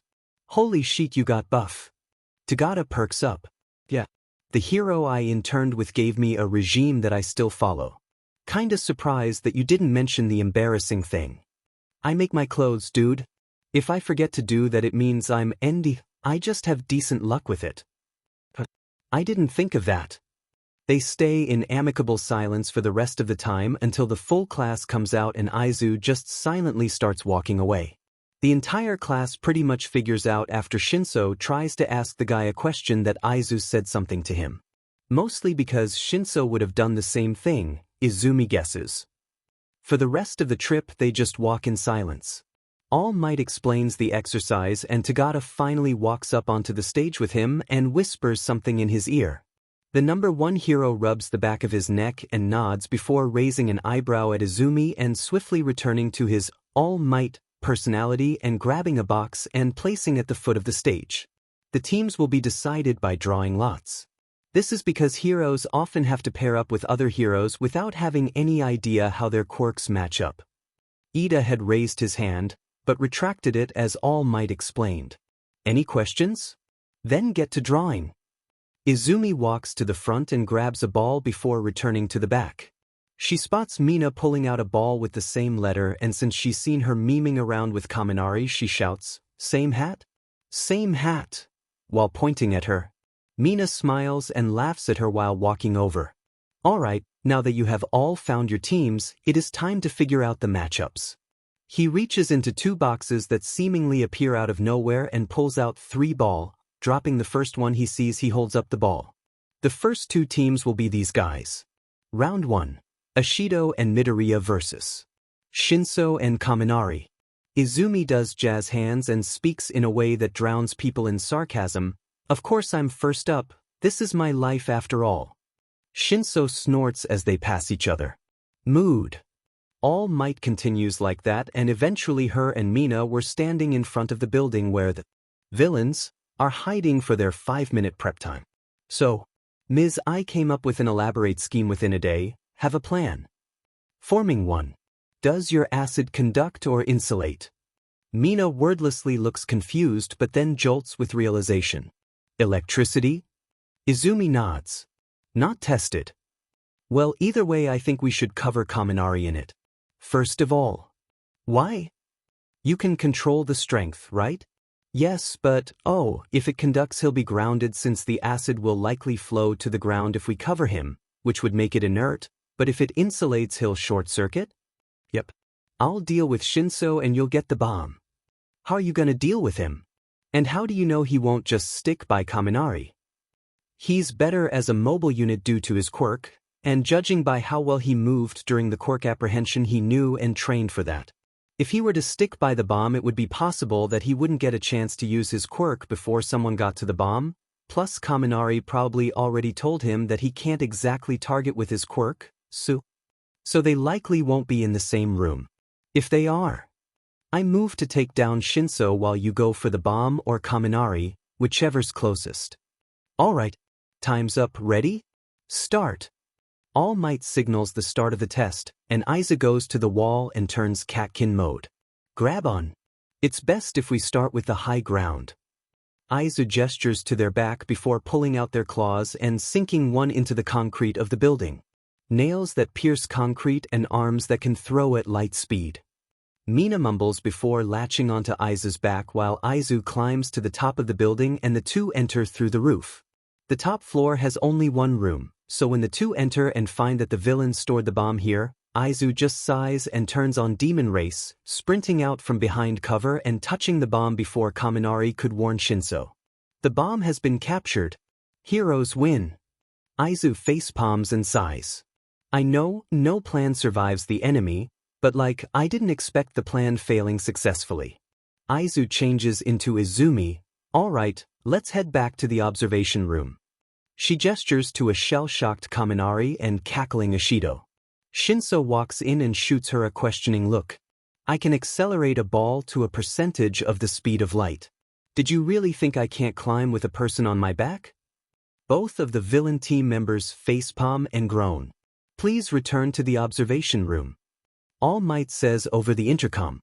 Does anybody know who the MVP of this match is? It's Midoriya, isn't it? Shinso asks. Yes, but I wish to see if any of you know why. Young Yaoyorozu. Momo lowers her hand. Midoriya came up with a plan in case they were anywhere in the building, exploited her own knowledge of her opponent's quirks, and improvised quickly enough that even when the plan ended up being thrown out she won without fighting either villain. Most importantly, her plan took to heart what you said during the exercise explanation of keeping property damage to a minimum. All Might looks a bit stunned. Yes. And the plan she came up with also worked with her hero partner up until they entered the building and found out that the bomb was on the top floor. Next teams. He leads Tokoyami, Azui, Bakugo, and Todoroki to the building. Todoroki froze the room as soon as Azui and Tokoyami showed up. Bakugo having been captured when Dark Shadow tackled him into a wall, knocking the air out of his lungs and stunning him for long enough that Azui landed a kick to his back. Then Dark Shadow wrapped the capture tape around him, ending his part in this exercise. All Might had to retrieve him before the end because he tried to attack them afterwards. Izumi wrapped him entirely in tape and stuck him to the wall of the observation room for it. All Might looks at Izumi's handiwork. How did you even get so much tape? Izumi just shrugs while Tagata laughs heartily in the background. Todoroki moved to tie the two heroes up while they were frozen, but Dark Shadow suddenly appeared out of Tokoyami and tapped the bomb before Todoroki could actually get to them, securing their win. The only noise that Todoroki made was a thshim afterwards, and he melted the ice on the room. The rest of the matches were pretty much the same. With that, today's lesson is done. But I have one last thing for you to observe, a hero's exit. He completely disappears, wind whipping at the other students in his wake. Go ahead and go back to your dorms after putting your costumes back into their cases in the dressing rooms. That includes your weapons, Izumi. Tagata gives her a look before waving at the class to follow. So who even are you? Mina asks, to which Tagata just turns and smiles toothily at her before turning back around to continue leading. Got it, an omen. Shinso replies sarcastically. Sorry to just spring this on ya, but you all need to choose a class representative. Aizawa says, and quite a few people shout they're wanting to be the representative.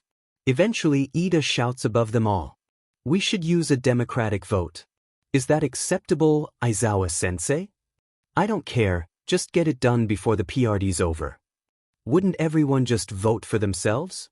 Kirishima asks. Well then that would just mean that those that get multiple votes are truly deserving of the position. Ida pushes up his glasses, then passes around slips of paper for everyone to write their votes on. Once all votes are counted, Izumi gets first place and Yaoyorozu gets second. Aizawa lazily stands up. Okay, your class representative is Midoriya while the vice representative is Yaoyorozu. I'll do my best. Izumi tries to ignore the feelings of nervousness welling up inside herself. Go back to your seats. Aizawa glares at them, so Izumi shoots him finger guns while she walks back. He rolls his eyes at her. Later that day, at lunch, the press breaks into the school and a third year with a habit of asking way too many questions and making people uncomfortable calms the crowd while hovering above them. They all settled into a calm as heroes in training could be, routine. Aizu started a small group that works out early in the morning by going to this track. Aizu and Ida both jogged to where the map said there was a running course. They weren't expecting a simulated 4 city blocks, but they decided to run the course. Aizu goes demonic mode but also adds the retractable claws from Catkin and starts running after Ida finishes his countdown.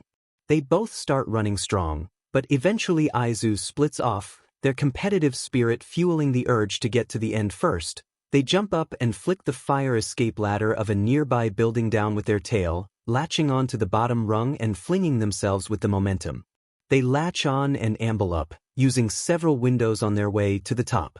They almost slip several times, not used to getting around urban environments, something I need to work on.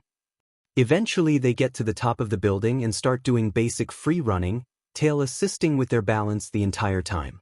Eventually they go full Catkin because it's more useful.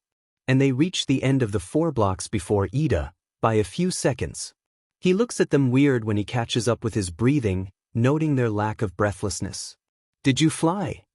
No, but I don't need to breathe since I don't have lungs. I ran across the rooftops with Catkin race on. You should learn free running. Especially with your quirk, it'd help with quick turning and stopping. When they got back and told Kirishima their experience, he leapt at the chance to join. Kaminari and Uraraka, albeit less enthusiastic, still join in. And they all settled the schedule for chores. But as with most things, life finds a way to fit up. Today we'll be doing rescue training. Aizawa pulls out a card that says, Rescue, in bold lettering and flicks it away. Izuku snorts at the way he flicks it away like it bit him, knowing Nedzu probably snuck it into his pocket. Aizawa sends a glare his way before clicking the button for the costume shelves. Put your costumes on or wear the athletic clothes, and meet at parking lot B. Izuku sits in his spot on the bus next to Azui, the frog-like girl looking at him. Midoriya? Yes, Azui? Call me Tsu. She insists before placing a finger on her chin. That's what she looks like when she's thinking intensely. A tick. His quirk supplies. Then you should call me by my names. Tsu tilts her head before saying, all right. Then she asks her question. Your supposed copied quirk seems similar to All Might's. It probably is, to be honest. He was and still is my favorite hero. Which means I analyzed the heck out of him for frick nearly a decade and a half now. But nobody even knows what his quirk is. Yes, but we do know what effects it trails behind. So it's possible that my body automatically just tried to mimic the effect of his strikes and thus created it. I personally call the quirk superpower, but that's besides the point. It's not nearly as accurate as with how I can copy mutation quirks. You say it's possible, so does that mean you have no clue about it? Pretty much. An idea sparks to life in Izuku, so he pulls a notebook out of one of his mouths along with a pen, jotting things down fast before tossing them back in the same mouth. What was that? Uraraka questions. I use my mouths to store things a lot of the time, since some of them are perpetually dry. One particularly large one has all of my weapons stored in it. Uraraka laughs. I knew about that. But what were you writing? I had a thought about supposed emitter quirks that require mutations to actually function, like the various breath attacks or Bakuga's explosions. The F you call me? Stop calling me Deku and I'll stop coming up with more creative nicknames. Explosive overcompensator. He cringes internally. That was less creative than it could have been. Bakugo surprisingly restrains himself to making an irritated noise and turning back around in his seat. The bus pulls over. Alright, get off. Aizawa rises from the dead and glares at the rest of the bus. Phrasing. Someone, Kaminari, Izuku's quirk offers, shouts from the back. To which Aizawa rolls his eyes. A person in a spacesuit walks out of the big dome structure to greet the students of 1A. Both Izuku and Ochako fan over them. Ochako shouts, "It's 13," and squeals while practically vibrating. 13 speaks to them about their power while leading them into the building. On the remark, "Each and every one of you could easily cause great harm with your quirks," several people look at Izuku and remember his ability to throw something at a percentage of the speed of light. Izuku didn't really notice. Eraserhead. Izuku says in a completely emotionless and formal tone as he spots a misty thing in the center of the quirk. Opens portals using the mist as a means to travel the distance. Something's unnatural about it though. Get back! Eraserhead shouts, but Izuku can't hear him. Ice-cold anger flares at the same time as sharp protectiveness. Izuku doesn't even notice he's in Dragonoid mode, and an ice-blue version of it, too. He looks at the big black abomination. Dead. Quirk is Sudslauperkarnspteridnergekus Nupertsapoeni. His quirk distorts and overlaps. His quirk continues to grow until eventually he's as tall as All Might in a heavily changed and modified Dragonoid mode. His neck has extended to about a foot in length before it reaches his chin and jaw. His face has turned entirely draconic, eyes glowing an ice blue. Human skin long since ditched, he's covered in scales.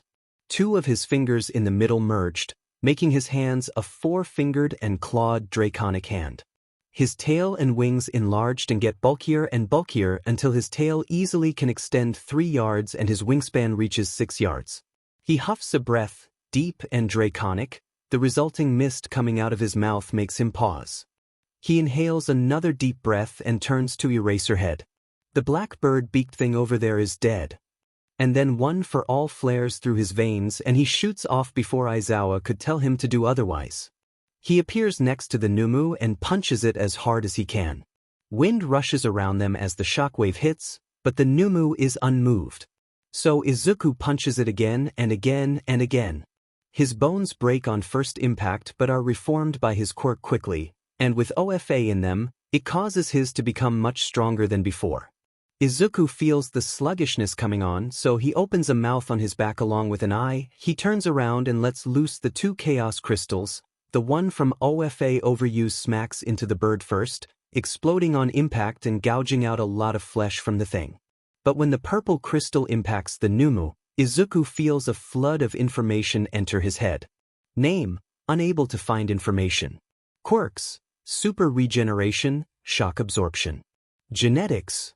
What follows the genetics line is an explanation of how his quirk works and how to copy it. Izuku laughs. In his draconic form it sounds halfway between a hiss and a growl. Before going completely Amorphi. Amorphi looks at the man at the front of this all. He's covered in hands. They stop laughing for a split second, only to double over with laughter while pointing at him. Numu. Kill the random mob brat and then deal with Eraserhead. Handyman shouts, seething with anger. Speaking in game terms, I can work with that. Amorphi thinks to themselves before turning around and kicking the Numu's fist aside with an OFA-powered smack. Gotta wait until I know his name. They think to themselves while dodging and parrying the Numu's strikes. This is, of course, Aiza's life, so this is the time when Portal Man returns to the front. Shigaraki Tamura. I apologize, but it appears that one of the students has escaped. Perfect. Aizu smiles ferally before turning into a chest-shaped object with the shock absorption and super regeneration quirks active. The Numu punches the chest-shaped Amorphi into the ground, cratering it. But then the chest just puts itself back together, and the lid opens, revealing a mouthful of foot-long snake fangs and a long forked tongue. Then the chest suddenly grows arms and legs, and that's when Shigaraki shrieks. Then many voices activates, but all of them sound like children giggling. Then Amorphi reaches down and lifts the Numu and puts it in their mouth, disturbing everyone watching when they close the chest lid with a nightmare-inducing popping sound. The Numu completely gone. They turn fully back into Amorphi yet again and smile way too wide for it to be natural at Shigaraki. See, they quickly come up with a cutesy nickname for him, Shigi-chan. You just set off one extremely powerful mimic. The man of the hour, Shigi, is scratching at his neck, seething. Then he suddenly bolts across the ground, hand aiming for Aiza's face. This causes them to smile wider, a mouth opening up vertically on their face, letting his hand sink into the slightly wet matter, making him make a noise of celebration.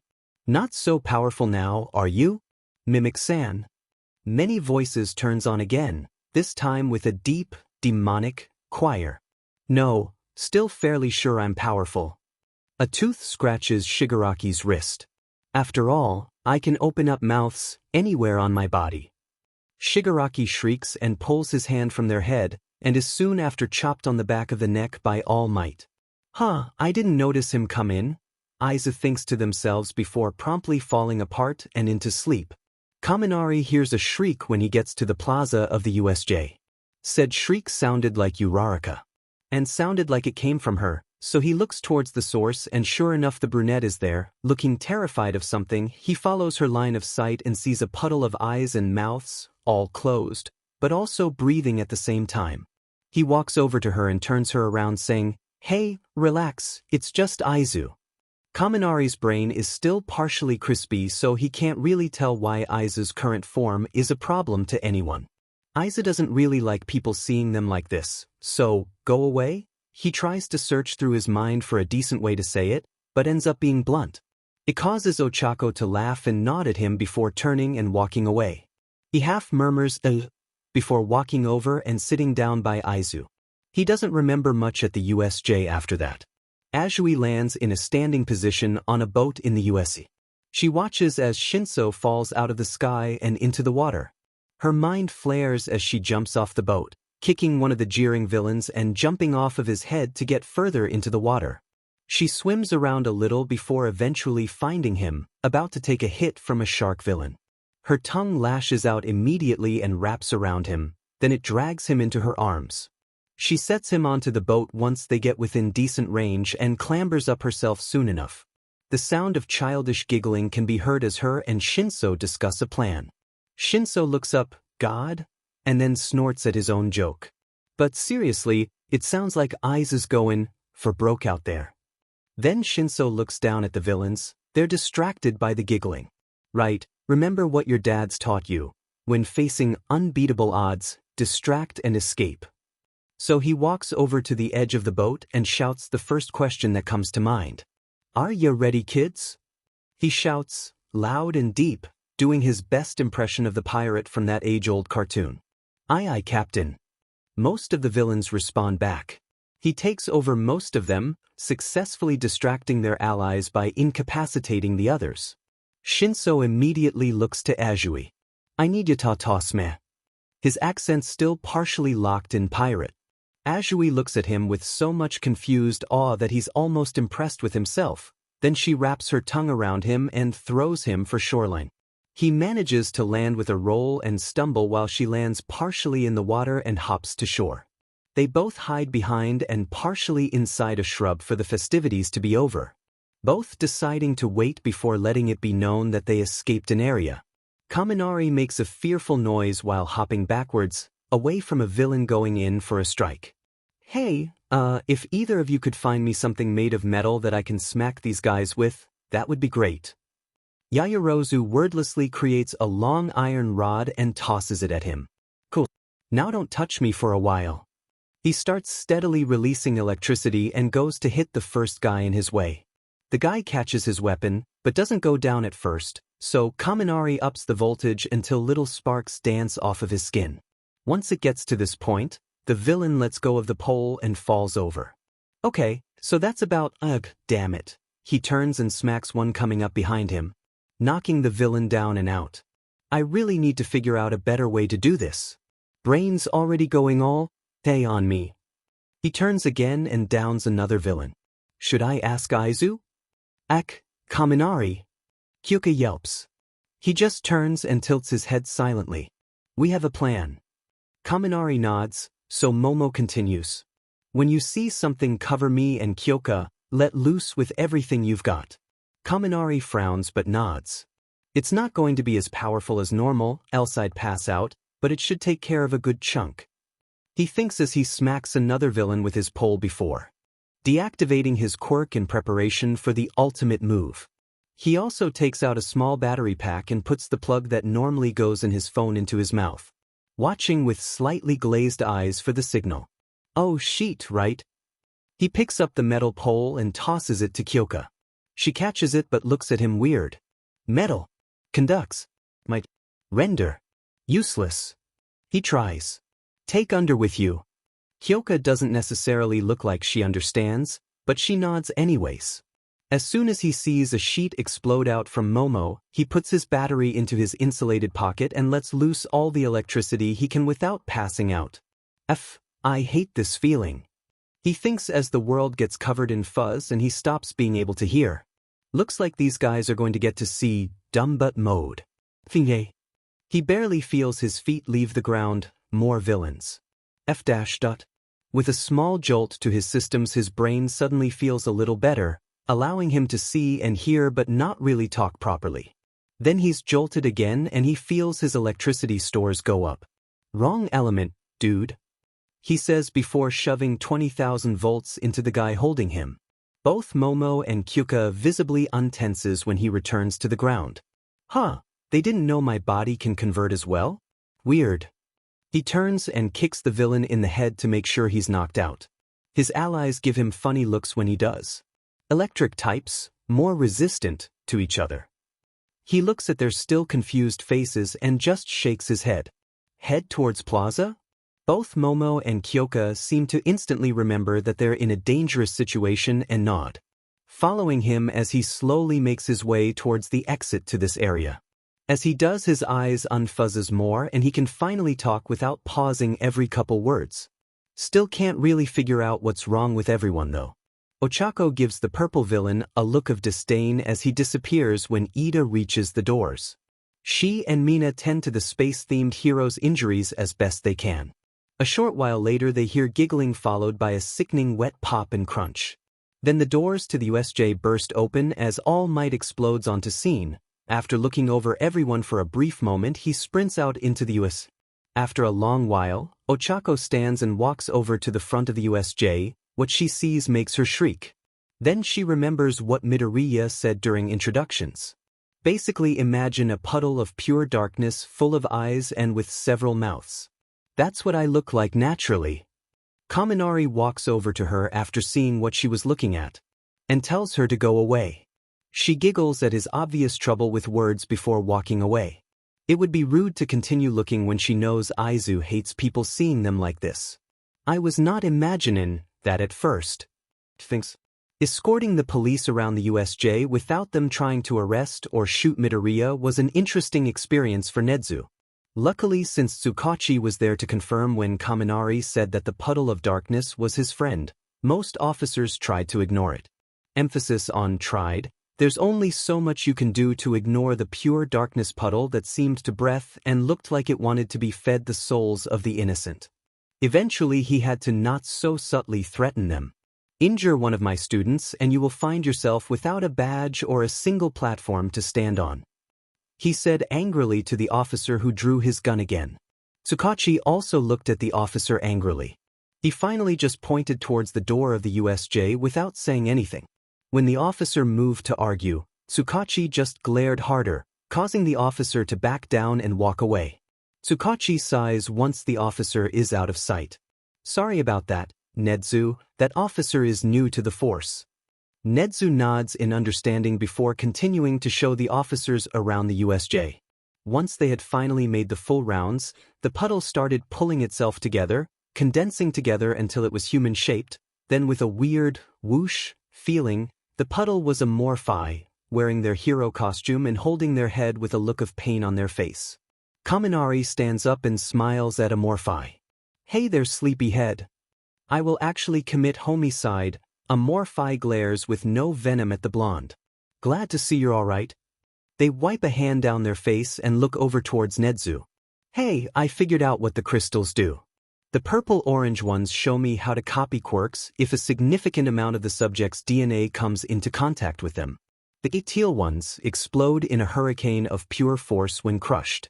Found out when Purple Bird got hit with one and it popped, then the bird popped a bit, getting blood on the purple one that was following it. They feel a weird pressure inside one of their mouths and look confused for a second before chuckling. In my adrenaline-fueled state, I may or may not have eaten the purple bird. He'll be okay. He has hyper-regeneration as one of his quirks. And he's just stored in one of my mouths. Nezu holds up a hand, signaling his student to stop their ranting. It'll be okay, Midoriya-kun. Aizu switches from their hero costume to a tank top, jacket and cargo pants outfit. They sigh as a wave of tiredness and some fear passes through them. Okay. They nod. I would assume that you would like Numo back? They ask, and at the man in the brown trenchcoat's nod, they transform into a male dragonoid, then they let themselves grow to the size they took at the beginning of the attack. I should call this form Dragonoid's Rage, or something cool like that. They feel something click into place and inwardly sigh. Well, I guess that's that then. Right. Their booming voice startles the officers a little. The guy doesn't seem to be moving in there. If he does start acting out, I'll hold him down, but I wouldn't put it past him to not just rip off his limbs to get out of my grip. Hyper-regeneration is a really strong quirk. They finally open a mouth diagonally across their chest. The Numu spills out and onto the ground, and it just sort of lays there. The small cuts and wounds from being forcefully shoved into Aizu's mouth healing already. Even so, Aizu stands on guard until the police come back with the right implements to hold the Numo for transport. The brown trenchcoat man walks over after the police finally finish loading the Numu into a truck headed to Tartarus. The others have already gotten the statements of the rest of your class. Would you like to recount your own story now or later? I can do it now. At least after I expel my chaos crystals. They feel around in their crystal mouth. Yeah, this is gonna be a big one. Can you turn around? It's really embarrassing for people to see my puddle form. I saw it earlier? Tsukachi knows they're saying the truth, but can't help the question. Well, if you got caught naked by someone you didn't want to see you naked, would you just suddenly not care about them seeing you naked again? 'Cause that's what it feels like. Aizu explains. Oh, sorry if that sounded insensitive. He turns around and Aizu goes puddle, creating a large tongue to push the crystals slowly out of their mouth. Once the crystals are out, they change back and look at their new crystals. Whoa! Was all that they could come up with. Oh, right, you can turn back around, sir. Trenchcoat, as Aizu has started calling him in their mind, turns back around. They look at the crystals curiously for a second before focusing again. Right, I am Detective Tsukachi. He seemingly materializes a notepad and pen. Now, if you feel you can't recount something from this event, then just say so.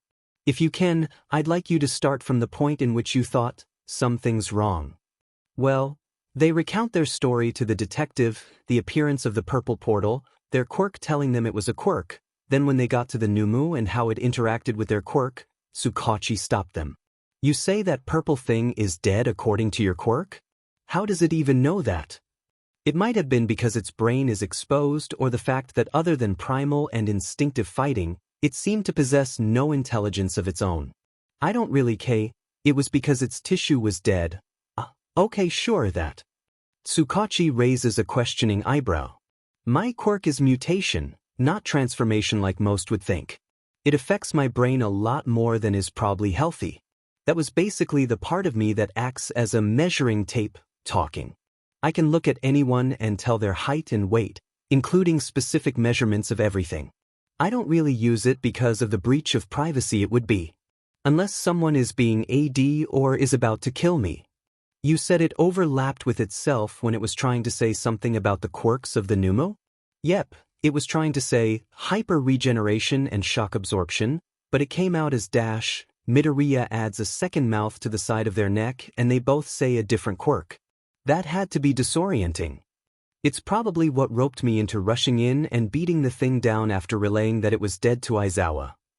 Aiza nods. Anyways, Aizu tells the rest of their story, up until they passed out. Once they are both done, Tsukachi nods and pockets his notepad. He stands up straight again. Thank you, Midoriya, this will help us a lot. Aizu shrugs and salutes him. I wish you luck then. They give him a beaming smile. As Tsukachi walks away, he has one thought. Toshi certainly chose right. Though this guy desperately needs to get a hold of a hero license before they become a vigilante. Then he swipes away that thought. They'd never be able to catch the guy if they ever decided to become one anyways. Scary thought. Aizu finally lets themselves untense and swaps to their Izuku appearance. They rejoin the group headed for UA after having a rather amusing interaction with the paramedics. I literally don't have anything for you to check. I have no bones to break, no blood vessels that open, nothing, he shouted as they tried to take his heartbeat, and there was nothing there. Eventually Nedzu had to save him. Izuku forgets about his crystals until he reaches the dorms. Upon looking panicked, Nedzu sends out, "Your crystals are in my office, Midoriya-kun. You may come and collect them after you have rested." Izuku looks over to a well-hid camera and nods. How does he keep finding them? Nedzu thinks to himself. First time's an accident, second time's a coincidence, third time's a pattern. I'll have to ask him later.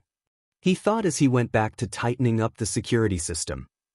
Izuku made it to his room and immediately passed out, turning a weird level of liquid, kinda like a water balloon or something. He snaps awake when there's a knock on his door. Who dares? He asks lazily. He hears a snicker and his quirk supplies him with Kaminari. What do you need, Kaminari? It's unlocked. Kaminari sheepishly opens the door, a hand on the back of his head. I can't sleep. Izuku stares at him for a second, his brain still waking up, before replying, well, at last, the local electric boy joins the cult of non-sleep. Shinso walks over and leans on the door frame. We should make jackets or something. He says, sarcastically. People of the night as well? Izuku hears Tokoyami's voice before he also stands beside Kaminari. Izuku sighs and forms his male home casual clothes. Want to stay here? Or go downstairs and watch a movie? He stands up. Probably want to go downstairs now that I think about it.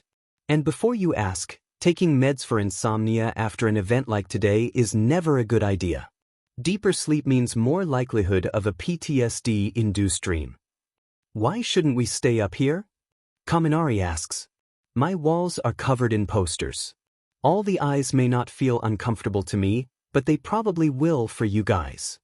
Kaminari looks around the room and indeed, there are tons of posters on his walls. After a while of looking, Kaminari sees something funny. It was a rough sketch of Aizawa on Midoriya's desk. He decides not to mention it and just nods. Yeah. No offense, Midoriya, but even just standing here squigs me out a bit. The four descended into the common room to find Aizawa standing there, sipping from a juice pouch. He nods to them. Just don't get too noisy. If anyone comes down to join you, tell them I gave permission. Izuku immediately takes out his phone and sends a text message to the group chat. Class 1 boneless. You can come downstairs. Curfew is off unless you leave the building for today. Me and the cult of non-sleep are having a movie night if anyone needs the company. Ida, if you're up, Aizawa gave his permission. Floaty, sign me up. Acid, same. Sleepless, join us downstairs if you want in. Izuku decides to turn off his phone afterwards and gives Aizawa a nod. To which the teacher responds with the same. And then he left for his teacher dorm.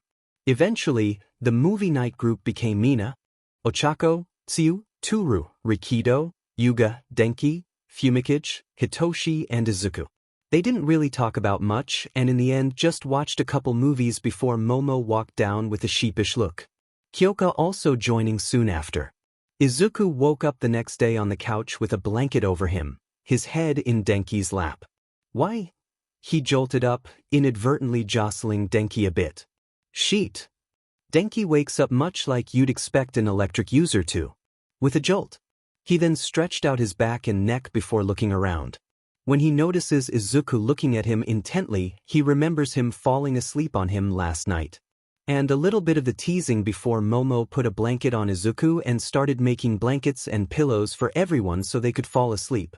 His blush immediately reaches his ears as he hides his embarrassment with a "hey there." But his voice cracks.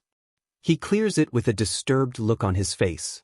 "I haven't had my voice crack since I was 12. He cries in embarrassment. "What's that feel like?" "Weird and embarrassing." Denki deadpans. "Well, ready to go for the morning workout?" Izuku abruptly changes subject.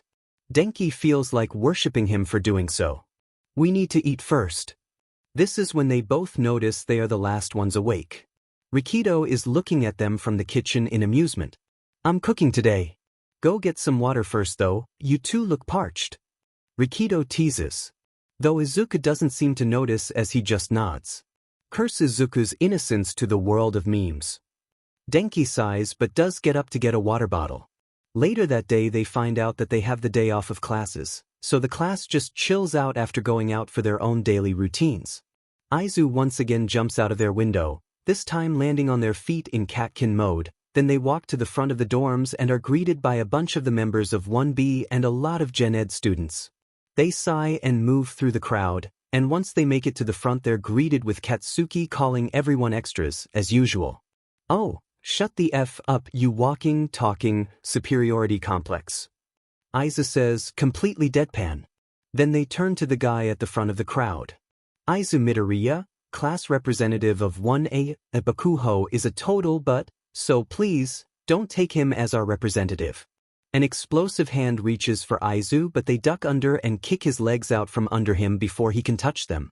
The blonde with blue eyes and white pupils smiles at Midoriya, glad to see not all of Class 1A are so pompous.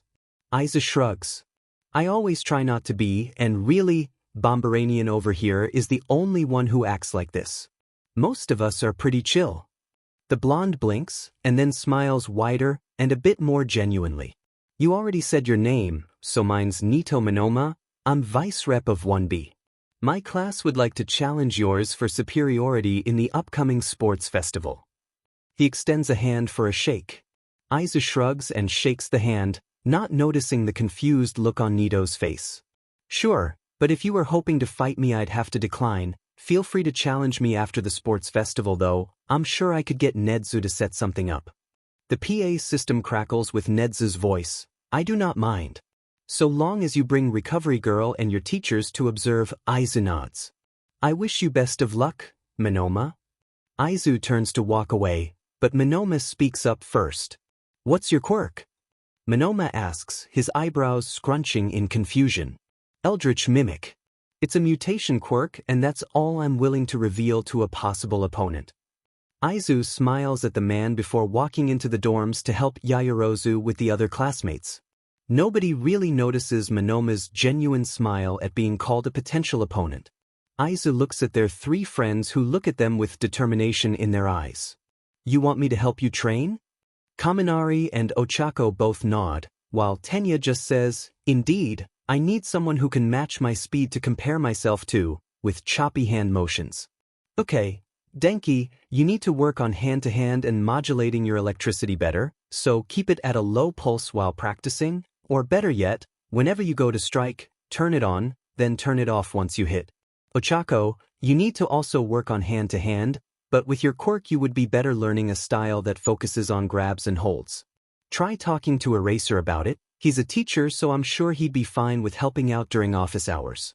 You guys are already in the exercise group, but if you talk to Recovery Girl I'm certain she'll be able to point you in the right direction for help in training your muscles. Or talk to All Might." They say, seeming completely serious, while after their first mention of Eraser, their friends looked at them like they were insane, the looks gaining intensity as they went, up until Denki just straight up shouted, "What?" when they suggested asking All Might. You cannot seriously be suggesting asking All Might to assist with matters not directly related to combat training. He's a busy man, you can't just dash. Aizu cuts off Tenya's ramble. "I'm the..." "Look, If you won't ask him yourself, then I'll ask for you. Same with Eraser and Recover Girl, though Ard-sensei might smack me with her cane for asking. But these people are our teachers, they are paid to help turn us into the best heroes we can be, and therefore, help train us. They scratch their chin a bit. Actually, RG-sensei is probably the only one we should talk to about this. I'm not exactly confident that everyone in class is getting their proper nutrition other than maybe Tenya. Why only Tenya? Momo asks, having slowly inched towards the group, curious as to what they were talking about. Aiza looks at Tenya with a small apologetic frown. You're rigid about a lot of things, so I wouldn't be surprised if you looked up a lot about this kind of thing. Tenya smiles, seeing Aiza's calling him rigid as a compliment. Yes, I looked up quite a lot and always eat the optimal amount of calories per day. Aizu sighs and rubs at their brow. Yes, you should eat the minimum amount, but if you get hungry you should also eat then. Don't starve yourself just to maintain a methodical diet. Same goes for you, Momo. I know for a fact that you have a tendency to starve yourself, and with your quirk it's just not healthy. How did you know? Momo asks, self-consciously. You get irritable towards the end of the day, as well as really tired because by the time you're done training all of the fat stores you have are used up, therefore you don't have extra energy stores, plus you've refused dinner a couple times and that was cause for concern. You could probably ask RG-sensei about finding a new diet to go by, but since you went from probably training your quirk like every couple days or something to almost every day, I would say that a new diet is in order. Aizu says, unable to find a better way to word it. Sorry if that was offensive, but I can't come up with a different way to say it. Aizu scratches the back of their head. I just want everyone to be at their bests. Momo nods, smiling, though she seems a little sad. I'll go ask Recovery Girl about it later. Now, want to talk about something less offensive? I've been thinking a lot about your quirk. Momo nods, so Aizu pulls a notebook out of a mouth along with a pen. Have you ever tried using unconventional materials to make your constructs? I noticed that you prefer staves as your main weapon. Why not make it out of a more crystalline carbon structure like diamond? Have you tried making medication out of complex organic molecules, since they're technically non-living things? I've seen you create plastic before, so it's probably possible. Momo looks on with surprise, eventually holding up a hand to stop the freight train of ideas. You've just listed 3 things I've never tried. I'll have to look up the formulas for the medications, but as for the non-standard materials idea, she closes her eyes and with a crystalline ting, the staff forms and falls to the ground, having formed out of her left arm. That was the fastest I've ever formed a staff. Cool, if you ever want ideas for material combinations or something, you could probably ask Power Loader. Momo blushed at the thought of actually asking a teacher for help. You people are going to give me ulcers or something. I was abused by my teachers and yet I'm still able to ask questions of the staff, yet you guys treat the teachers like they have zero time to deal with you. They're both heroes and teachers, they are paid to help people and train us. How are you able to even think about asking people like All Might or Aizawa about stuff like this? Kaminari asks. Something about my natural form being a puddle straight out of an H.P. Lovecraft book gave me confidence. Plus I've known Aizawa for years, as I said during introductions. Aizu shrugs. After a few more advice rounds from Aizu, Kirishima finally arrives, towel draped around his neck. The 6 of them head down to the track, Momo deciding to join since she was curious about the exercise they do. Once they finally reach the track, the 5 regulars all get into running positions while Momo counts down, sprinting off as soon as she finishes. Aizu immediately turns catkin and claws their way up an average-sized building, mostly using the small strength augmentation and the heightened reflexes they have in this body. Since the catkin claws couldn't pierce concrete, they just use window ledges and spring up. As soon as they reach the top, they start sprinting across the rooftops. They add a little bit more strength to their muscles here and there, and when they reach the final roof before the end of the course they add shock absorption and jump off, landing in a cloud of dust and scaring Tenya half to death. I hate it, every time you do that. Tenya says, crossing his arms while trying to regain his breath. How long? Aizu ignores how much they scared Tenya. About a few seconds after me. He uncrosses his arms as Ochako and Denki both come into view, both sprinting for their lives. In the end, Denki wins their struggle by half a second. And in last place, Kirishima pulls an Aizu and falls off the top of a building with his hardening on before crossing the finish line. Okay, time for the ground race. Ida says, revving his engines as their signal to get in position. The first race of the day is always freestyle. Get from one end to the other as fast as you can in whatever way you wish. Tenya always travels by ground, as he wishes to have an instructor present before he tries freerunning, but as he has been training his quick turning, he often travels by back alleys, meaning his race time is mostly luck of the draw every day. Aizu and Idru almost always try the more dangerous method of running across rooftops, and Denki and Ochako both tend to travel along the main road. Since they're the least athletic in the group, Aizu recommended they just run the track twice until their stamina was used to that, and since Aizu, Tenya and Idru all have decent stamina, or just occasionally choose not to have lungs, they double it. The second round of the day was the one where they headed back to the entrance by running along Main Street. This was the one Tenya enjoyed the most, since it was just a straightaway where he mostly raced Aizu, and he means no offense to his peers by that, it's just quite boring being the only speedster in the workout group. So it was exhilarating to race Aizu when they also went full speedster. Speaking of, Aizu's skin color turns red as their tail turns demonic and their ears disappear, being replaced by 2 demonic horns. Their outfit changes to just an undershirt and leggings as they bend down to prepare for the sprint. Their entire body starts glowing as they start up their enhancer ability, purple and teal-green lightning arcing around them. On the 5th rev of Tenya's engines, Aizu takes off full sprint, the world blurring around them as their eyes struggle to keep track of the world around themselves until they're skidding to a stop when their feet hit the texture of the path outside the track. Momo gives them a questioning look, and they hold up a hand, signaling her to stay away from the gate for a bit, just in time for a blast of wind to buffet their face. Aizu then signals her that it's all right to approach. Soon enough, Tenya also crosses the finish, looking slightly miffed. You knocked a lot of us off course with the wind from your sudden takeoff. I thought we agreed that you would only use mutation quirks. Tenya looks betrayed, almost. Aizu sighs and rubs the back of their neck sadly. Yeah, it didn't occur to me what I was doing until I reached the finish line. Sorry. Festival prep has me a bit high-strung, so I forgot the rules. Remember to rely on your fellow classmates if you need it. For someone who told me not to be so rigid, you seem to be trying to carry an awful lot. Oh, it's nothing that fancy, I'm just working on my memorized mutations and races, which takes a lot out of me. During the 2 weeks between the entrance exam and actually coming here, I basically non-stop studied unless I was hanging out with Kaminari. It was mostly sleep, theorize, repeat. While admirable, that is highly unhealthy. Tenya says, Momo nodding, but also looking down in shame. I needed to get a handle on it so I could actually have some semblance of ability with it when we got here. Aizu says, defending themselves. Tenya sighs but nods. I did say it was admirable. That's when the other 3 finally make it to the finish line. I drew in first, followed by Ochako, then Denki. Plus Kaminari. Sorry, Denki basically forced me into taking break days. Which I wasn't used to, but they were always fun days. Denki gets a bit red on his ears. Aizu pretends not to notice. Tenya looks appalled.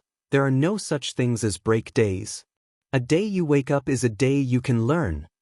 Aizu shakes their head. That is why you are too rigid. Sure, having a schedule is good, but you should also set up at least 1 day a week where you don't follow that schedule. Like you can say anything about that. Denki snarks. I had to come to your house and drag you away from your notebook some days. Your mom literally has my number saved in her phone just in case she gets worried about you overworking yourself. This time it's Aizu who flushes in embarrassment. Shush you. They respond, their voice raising an octave. Ochako giggles in amusement. Tenya finally looks at his phone, he pales slightly. We should get back to our routine if we want to finish before classes start. Aizu nods sharply, glad for the change in subject.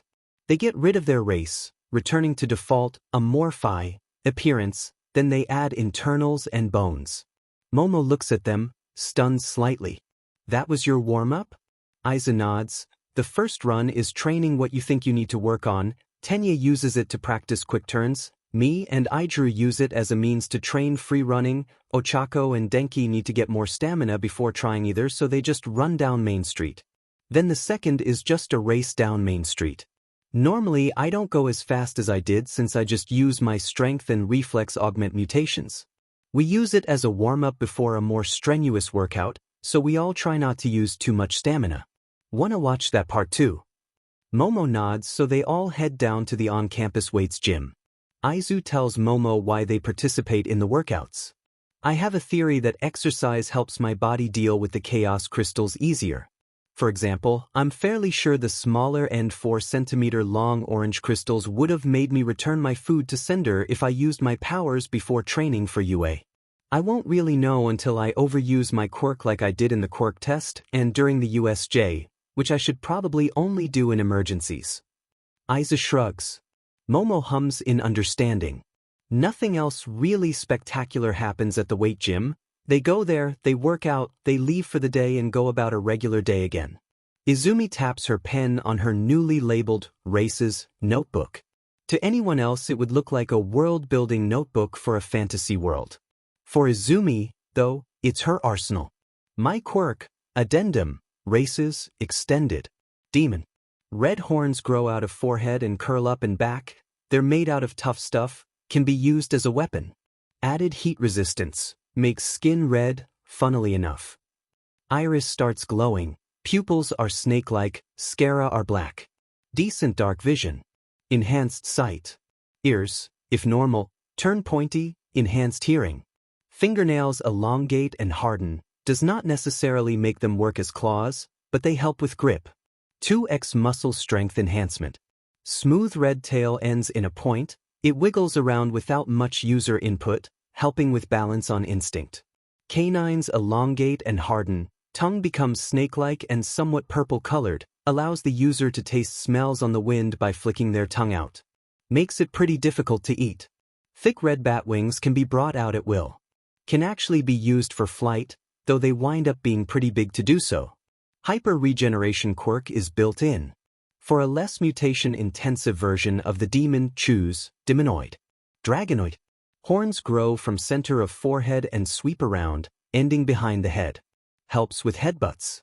Body grows scales in a lot of places. Scales are unable to be stabbed by a regular kitchen knife by someone with 5x strength enhancement. Thickest on back, forearms, shins, and neck. Coloration based on hair color and or mood. Eyes turn completely the color of the irises, including the sclera, snake-like pupils. Eyes completely glow. Ears maintain shape but gain scales. Fingernails turn entirely into hard claws. Said claws can pierce concrete. 10x muscle enhancement. Makes it a bit difficult to move until you get used to it. Thick tail allows user to smack people with it. Not really that useful otherwise other than in flight. Used as a natural rudder in flight. Teeth all become razor sharp and pointy. Makes it really difficult to eat anything other than meat. Tongue remains untouched. Huge scaled draconic wings form on back. Can be used as a shield, claws on ends are sharp, mostly used to boost jump, otherwise known as fly. They can also be used to glide. Heaviest form, weighing in at around 500 kilograms. Shock absorption quirk is built in. See Dragonoid Rage, for a stronger version of this one. First, hair starts producing glitter that flies off and sticks to others when the user shakes their head. Glitter color matches hair color. Close to weightless, loses strength due to lack of muscles. Irises pulse. Pupils are cat-like. Ears become pointed. Hands also passively produce glitter, allowing the user to throw glitter everywhere. Very little muscle in this form, loses a lot of strength. Butterfly wings grow out of back. Said wings can turn invisible, color is based on eye and hair color. Wings, when visible, also produce glitter and spread it everywhere. The wings can flap extremely quickly to make the same amount of wind as a portable fan, but also can be used to float the user. Lightest form, at around 50 kilograms. User also shrinks in height by 2 feet. Somnambulist quirk is built into the wings. When activated, the wings start producing a purple mist that forces others into sleep. Most effective on the opposite gender. If form is genderless, equally effective. Need to find more abilities for this one before it's suitable for combat. Kaken. Ears pop out of the top of the user's head, gives vastly improved hearing. Fur on ears is based on hair color. 1.5x muscle enhancement. Eyes change to be more cat-like. The pupils change to be completely feline. Enhanced eyesight and dark vision. Fingernails have the option of turning into claws. Said claws can pierce a lot, but not concrete without enhancement. Cattail flicks around instinctively, helps with balance. Riding reflex built in. This form has the best balance out of all of them. Canines elongate and sharpen. Do not chew on cheek with them, it will bleed. Added flexibility. Can bend backwards so far that I can look between my legs. Weighs around 200 kilograms. Used a lot in conjunction with shock absorption quirk. Though no quirk is technically built in yet. Want to find a quirk for this one. Useful for free running and occasionally combat. Extra race ideas. Some kind of elf would have heightened senses and excellent eyesight, would probably also have a lot of emitter quirk potential. Possibly add own version of high spec to it. Vampire-based race might also be fun. And that's where Izumi's drawing a blank. Sure, she upgraded her demon race and tweaked the fairy as well as gave 3 out of 4 of them quirks, but something about it is leaving her unsatisfied. Her phone rings. It's time for the weekly talk with her mother. She answers without a care. Hey mom. Working on my races right now, just so you know if I start muttering. What's up? Oh, hey Izumi. Inko seems surprised. Just checking up really. Nothing's happened in a while. Are you doing okay though?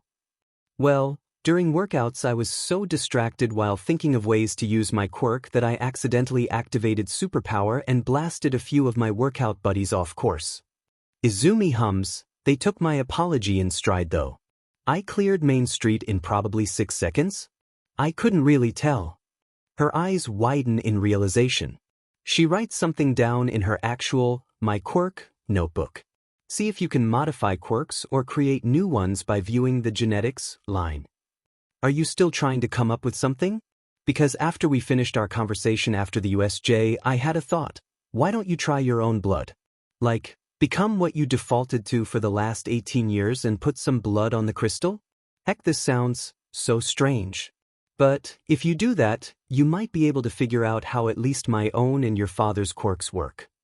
That's a great idea. Thanks. Izumi also writes that down. No problem. Now, anything else happening? Not really. It's probably always going to be this way leading up to the sports festival. It's mostly all training. Though the training is fun, we added a new member to the workout group. Momo, the vice rep decided that it would be a good idea for her as well. Hey, you didn't ever mention who the main representative is. Inko inquires. Kinda curious about Izumi's classmates. Izumi slaps a hand on her forehead. Yeah, about that, it's kinda sorta, me? She blushes at the laughing on the other end of the line. Don't get me wrong, I'm beyond proud of you, but the fact that you just forgot to tell me despite all of the small details you talk about, it's just funny to me. She sighs contently. Carrie says you need to stop by sometime with that cute blonde boy, again, which I assume is Kaminari? I might drag him down during one of our break days. Bring a few friends too.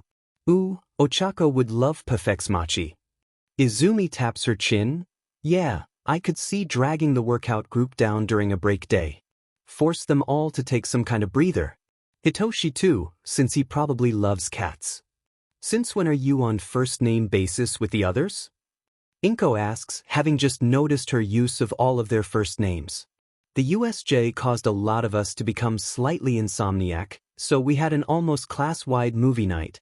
And when Tsuyu corrected someone on the use of her name, we kinda all just agreed fighting villains puts us all on first-name basis. It makes Tenya uncomfortable to refer to people by their first names consciously, so he just does his best. Inko shudders. She remembered hearing about it over the news, so she wasn't expecting the cheerful hello from her child the next day. Aizu explained it away as them having gained an understanding of how a regeneration quirk worked, but Inko doesn't really buy it. She thinks something more happened, but as long as her child is okay, she's fine with being left in the dark. That's kinda cute. Inko questions her own logic. Izumi snorts. Yeah. Oh, and Denki started calling me the parent friend because I'm actually forcing them to not be so goddamned rigid with everything.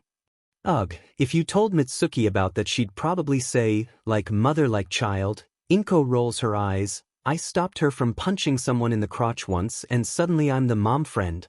At least you didn't accidentally threaten to steal your runner friend's kneecaps if he trained on a day off again.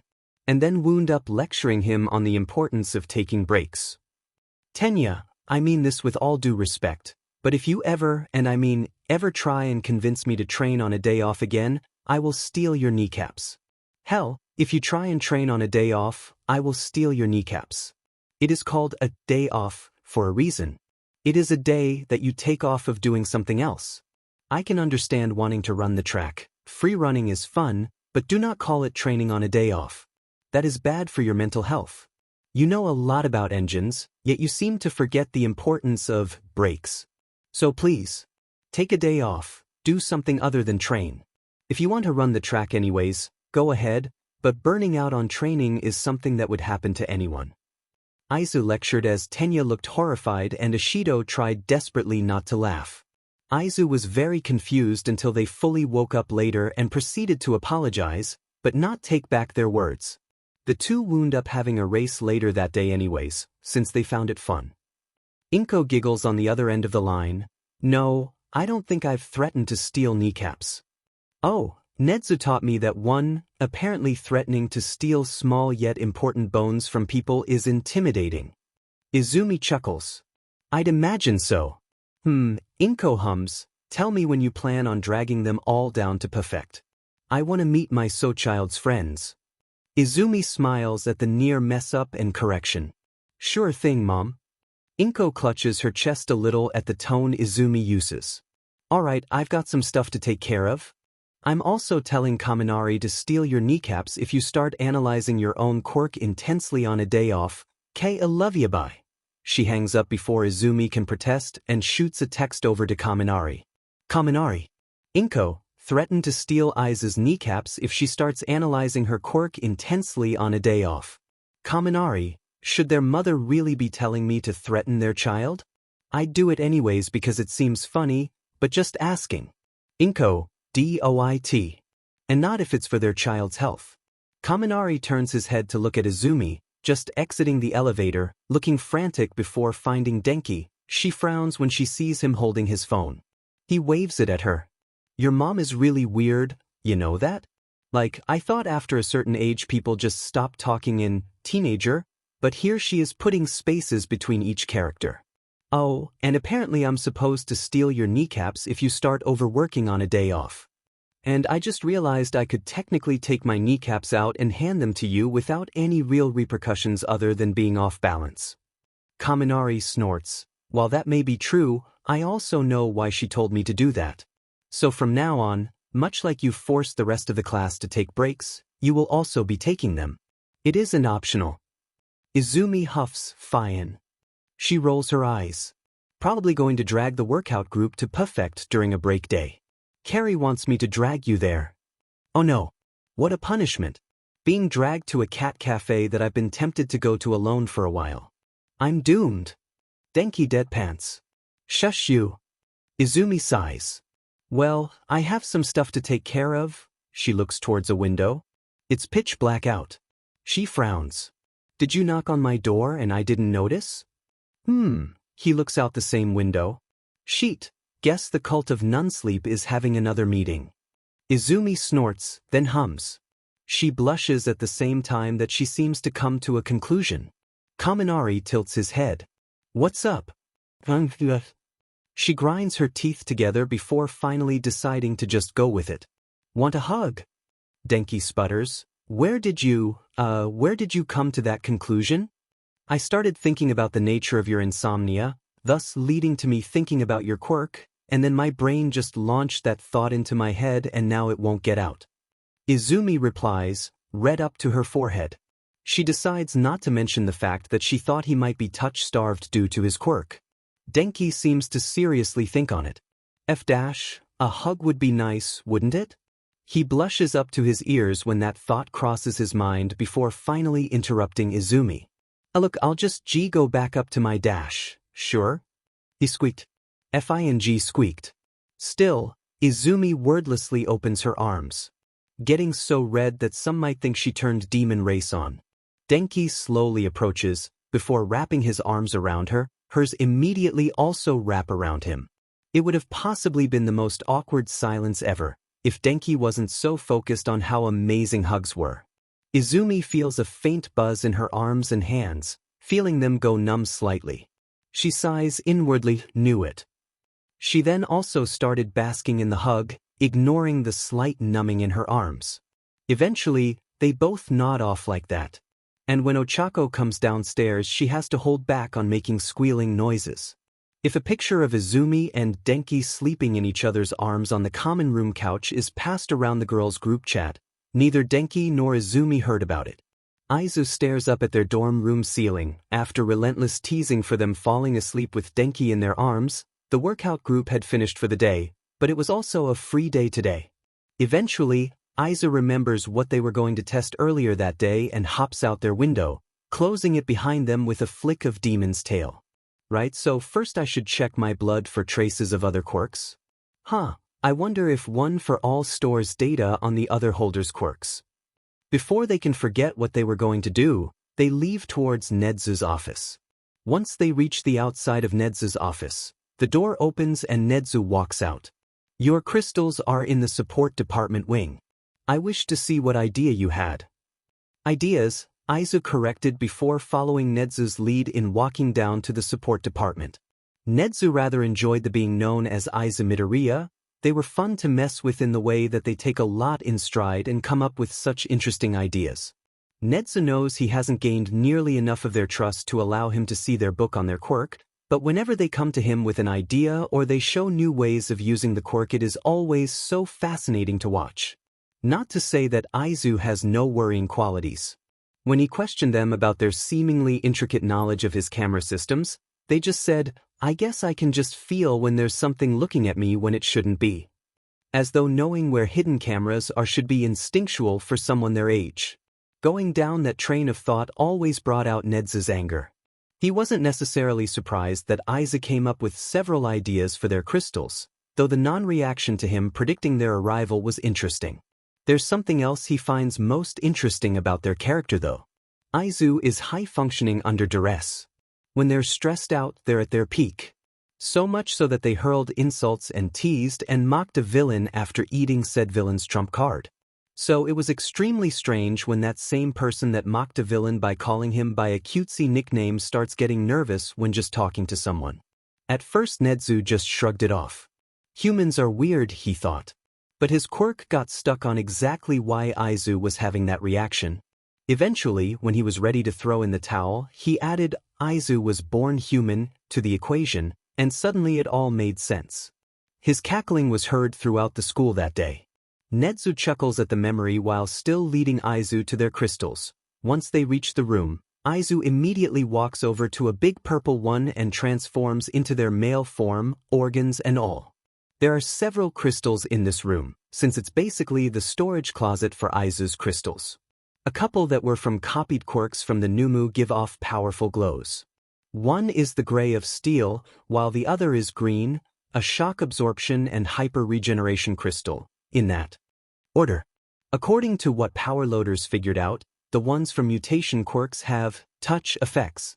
Touching the hyper-regeneration crystal to a wound causes said wound to heal, so they used it on Aizawa. The shock absorption crystal can take a punch from all might without shattering. They also crushed a somnambulist crystal, which caused it to explode in the pink mists of Midnight's quirk. By the time the cloud dispersed, the crystal was completely gone, which confirmed that the emitter enhancer quirks have crush effects. They pierce their thumb on the point of said crystal and their eyes widen. Name, Izuku Midoriya. Quirks, Eldritch Mimic, One for All, Float, Black Whip, Danger Sense, Erase Your Hands, cold touch, fists aflame. Genetics. I have 8 quirks, apparently. Aizawa says, stunned by the information entering her head. At least, the genetics of 8 different quirks. Nezu looks stunned for a moment before he starts calculating. This is a completely mutationless form, right? Aizawa nods. Yeah. It says I have Eldritch Mimic. They look around a little. Nobody within earshot and the room is sealed off. One for all, float, black whip, danger sense, erasure hands, cold touch and fists aflame, which are all the kind of quirks that I can't really make into mutations. Except maybe danger sense. Nezu places one of their balled-up paws in their open one with a na. One for all is storing the previous user's quirks. Yeah. I figured that one. Aizawa sighs, still sifting through the info they have before letting out an aha of their own. Found my dad's fire breath. Oh, that's actually really easy to copy. They huff out a small gout of fire. Yay, it worked. They give a small cheer for themselves. Then they change to the androgynous appearance. Okay. This quirk is called Fire Breath. Something shifts with a click in the back of their mind. So I can create new quirks that my crystals don't technically have stored. Neat. They fall into a mutter while Nezu watches. Eventually, though, he pulls them from their thoughts. I'll try and find info on the past users. A small lie, Nezu already has a folder somewhere on the past OFA users. He just needs to dig it back up.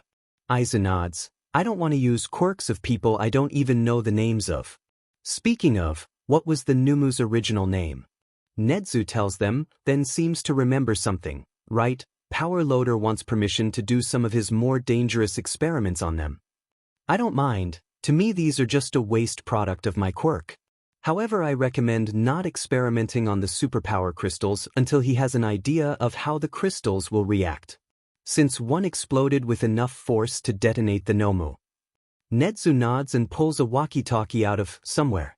You may proceed with the crystal experiments, Power Loader. A grumble comes back as his only answer. Is that all you needed from here?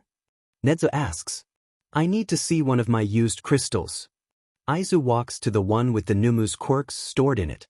They tap the surface and familiar words flow into their mind. So I can recount information I already technically know. They close their eyes and stare at the information in their mind's eye. Eventually, they open their eyes in surprise.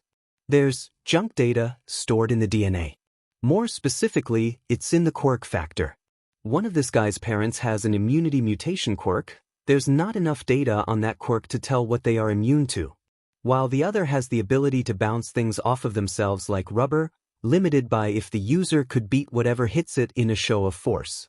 The combination resulted in making his muscles like the suspension on a vehicle, tanking the impact of whatever hits it so the main body goes unmoved. It's limited by the amount of force the user can exert, so muscle strength. The regeneration quirk wasn't his original quirk, though it probably allowed the guy to exercise enough to be able to tank a punch from all might. Do you think you can copy the quirks of the parents? They hum. It requires me to fill in some of the gaps left behind in the genetics, but yes, I think I can, since I know how the resulting quirk works. Though the immunity quirk doesn't really have enough info for me to be able to figure it out, I can make myself immune to poison now, I think. It basically, from what little I can tell, turned all of the blood in the person's body into attack cells, making them immune to anything harmful trying to enter their bloodstream. I think the only thing that went into the shock absorption was the semi-reinforced blood vessels and the mutation aspect, allowing their muscles to move around a lot without being bruised. And that's just my hypothesis. I could also be seeing only one quirk per. Like, immunity might also be the junk data from hyper-regeneration and rubber body might be from shock absorption, but either way I think I could copy them. Nezu looks on in fascination before snapping Aizawa out of their trance. While it is fascinating to hear your thought process, I think it is time for you to return to the dorms. Nezu points to the clock on the wall without looking at it. It reads around 3 in the afternoon. You're right. Aizawa makes an annoyed noise. I wanted to test out so many things. Nezu chuckles. You'll have time. Aizawa sighs. True. They wave to the headmaster. See ya around then. I just told the headmaster of see ya around. What the F is my life? Aizu thinks as they walk to the UA dorms. When they get there, they grow demon wings out of their back and fly to their window before entering through it. Their room is on the top floor, so they leave its window unlocked most of the time so they can fly in. They immediately open their Quirk's notebook after getting it out of their safe. A small precaution that Nedzu forced them to take after seeing their analysis. They also were forced to rename them so that nobody thinks it's all about heroes. Plus, this way they can write down ideas for quirks they could make for themselves. Nedzu took the old ones and scanned them into his computer before burning them. Aiza gave him their permission after they wrote down the quirks of all the heroes they analyzed as a kid. They start writing on a fresh page. Somnambulist lets the user expel a mist that forces others to sleep. What if the mist was made flammable? Like the fire breath quirk, except it comes out of the skin. User would probably have to have a fire starter built into their skin somewhere, and some form of fire resistance. Quirk ideas: fire, skin, jet hands, flame explosion. Fire skin operates under the assumption that the person has a lot of fire resistance, allowing them to constantly expel this gas and thus constantly remain on fire. Jet hands is a specific place and pressure requirement for activation, allowing the person to expel the gas to create propulsion. Flame explosion is the assumption that the person can't light the gas without waiting for a certain amount of gas to be expelled, or the gas is released fast. Flame explosion is the most dangerous one to the user, as a stray spark could cause the explosion to go off from a different place than intended, possibly harming the user. They tap the end of their pencil on their chin. Float seems like a fun quirk to analyze. But I'll actually have to use it to see how it works to figure that out, and I don't want to use a quirk when I don't at least know the name of the original holder. Hell, all of the past users' quirks sound fun to analyze. They huff and scratch at the back of their neck. I need to figure out where the kinetic parts of quirks comes in. Mom's quirk. She's telekinetic, so there might be junk data that'll give me some kind of hint. They try to look back in their memories for the junk data in themselves, but only wind up making an irritated noise when they can't really remember the junk data. Damn it, should have copied Mom's quirk before leaving the crystal. Wait, why can I still remember the stuff for fire breath? Oh right, I named it. That always makes things easier to remember with my quirk.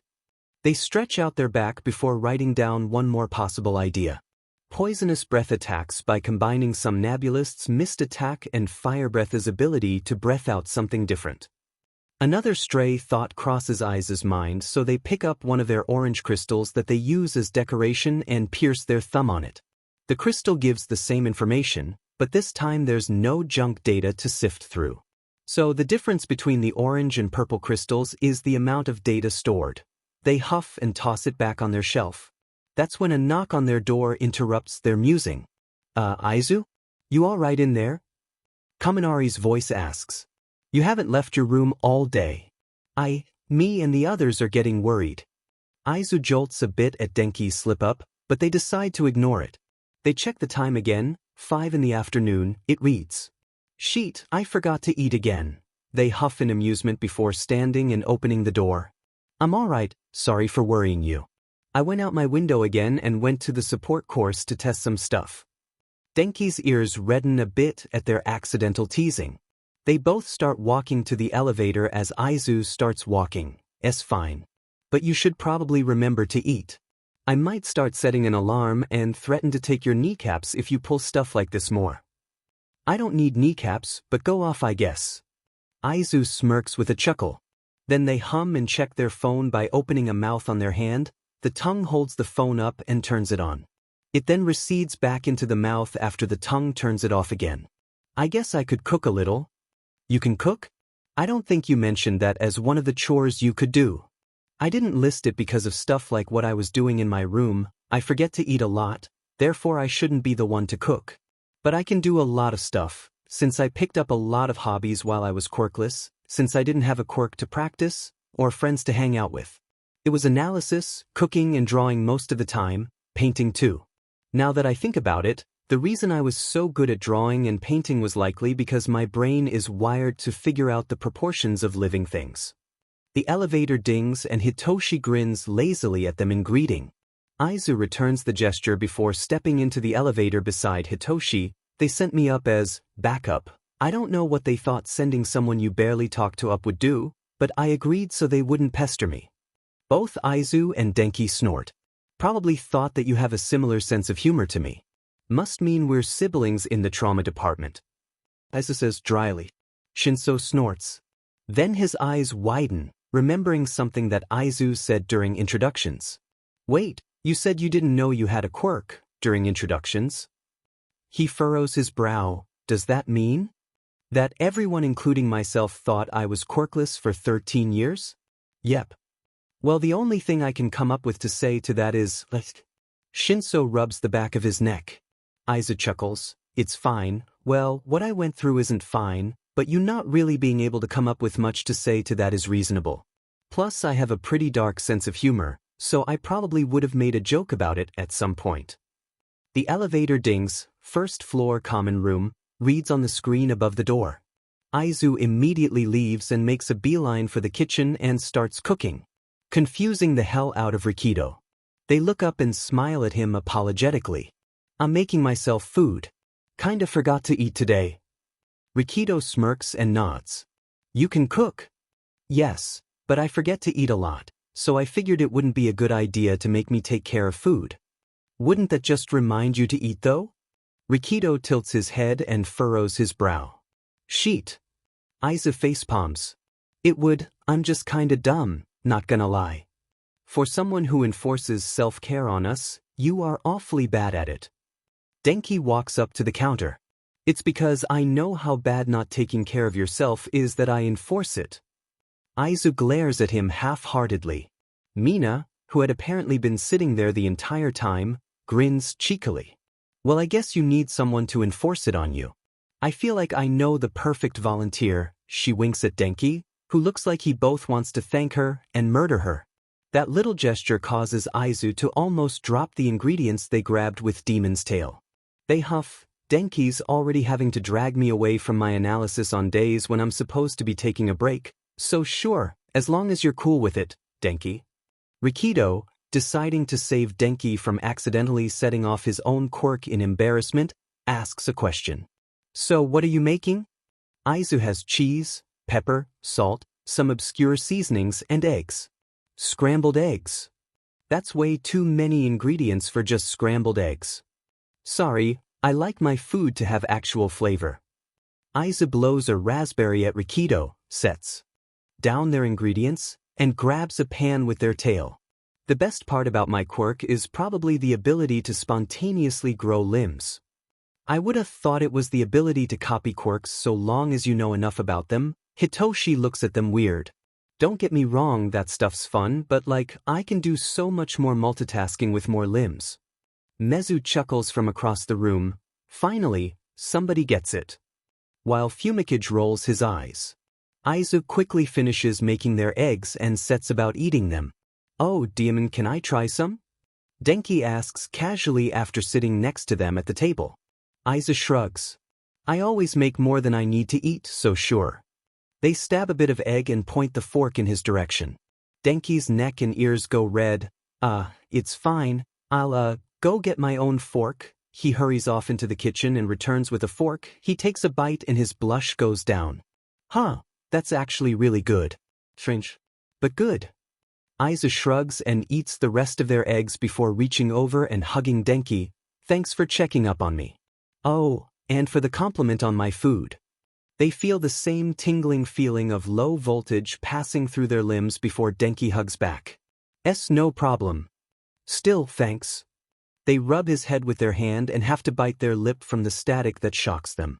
Alright, I'm gonna head to sleep before they start teasing me to hell and back. They separate from him and take off for the elevator, speed walking until Denki realized what they were doing and catches up. Nah, you aren't leaving me with them. Denki whisper shouts that last part. Fiin, I guess we can hang out for longer.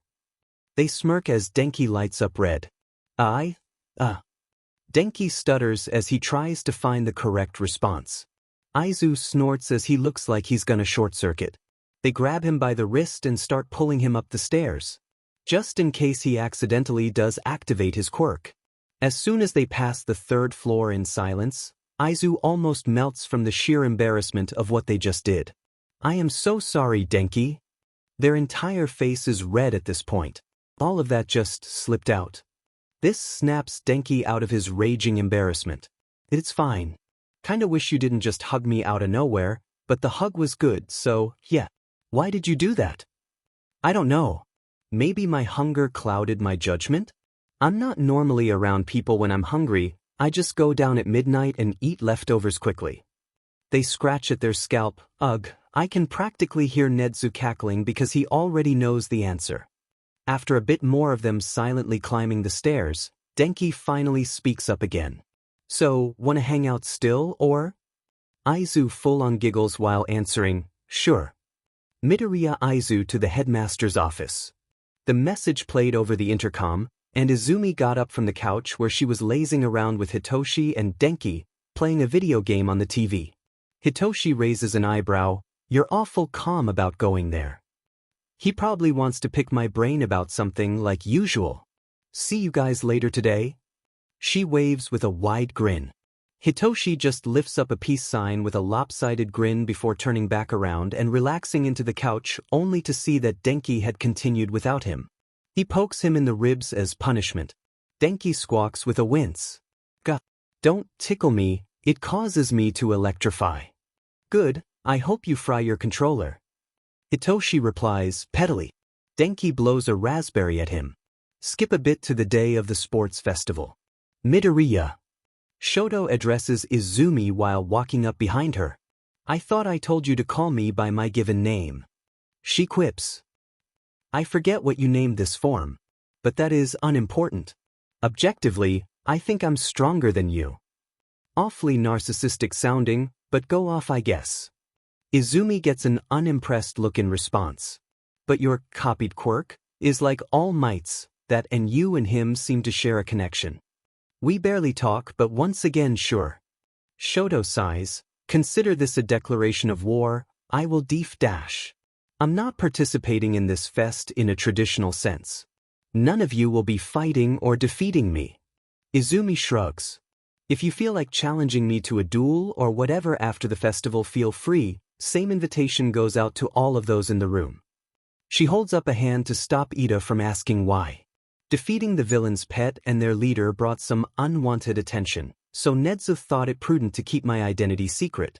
If they saw me shapeshift into one of my standard forms, I would be in trouble. Then why are you even in the room with us? Bakugo asks. Morale boosting. I'm the class rep, so I have to be around to make sure you get where you need to go at the right times, but, speaking of which, Tenya, you'll be taking the vice position for the day while Yaoyorozu takes over the representative position for the day. She checks her phone. Now, it's time to go out into the stadium. I expect all of you to give it your all. Then go beyond it. Plus ultra. Izumi holds up one fist before turning and leaving as the rest of them cheer, minus Hitoshi, who just shakes his head. Aizawa looks tiredly at his husband while the man screams his announcement. Gather round mass media. This year, all your favorite college-age kids will fight each other once again. The UA Sports Festival has begun. Everybody, ready? The first-year stage starts. Aizawa suppresses a sigh as Hizashi starts back up again. The UA Sports Festival, where the hero world's little eggs aim for each other's throats, and the top.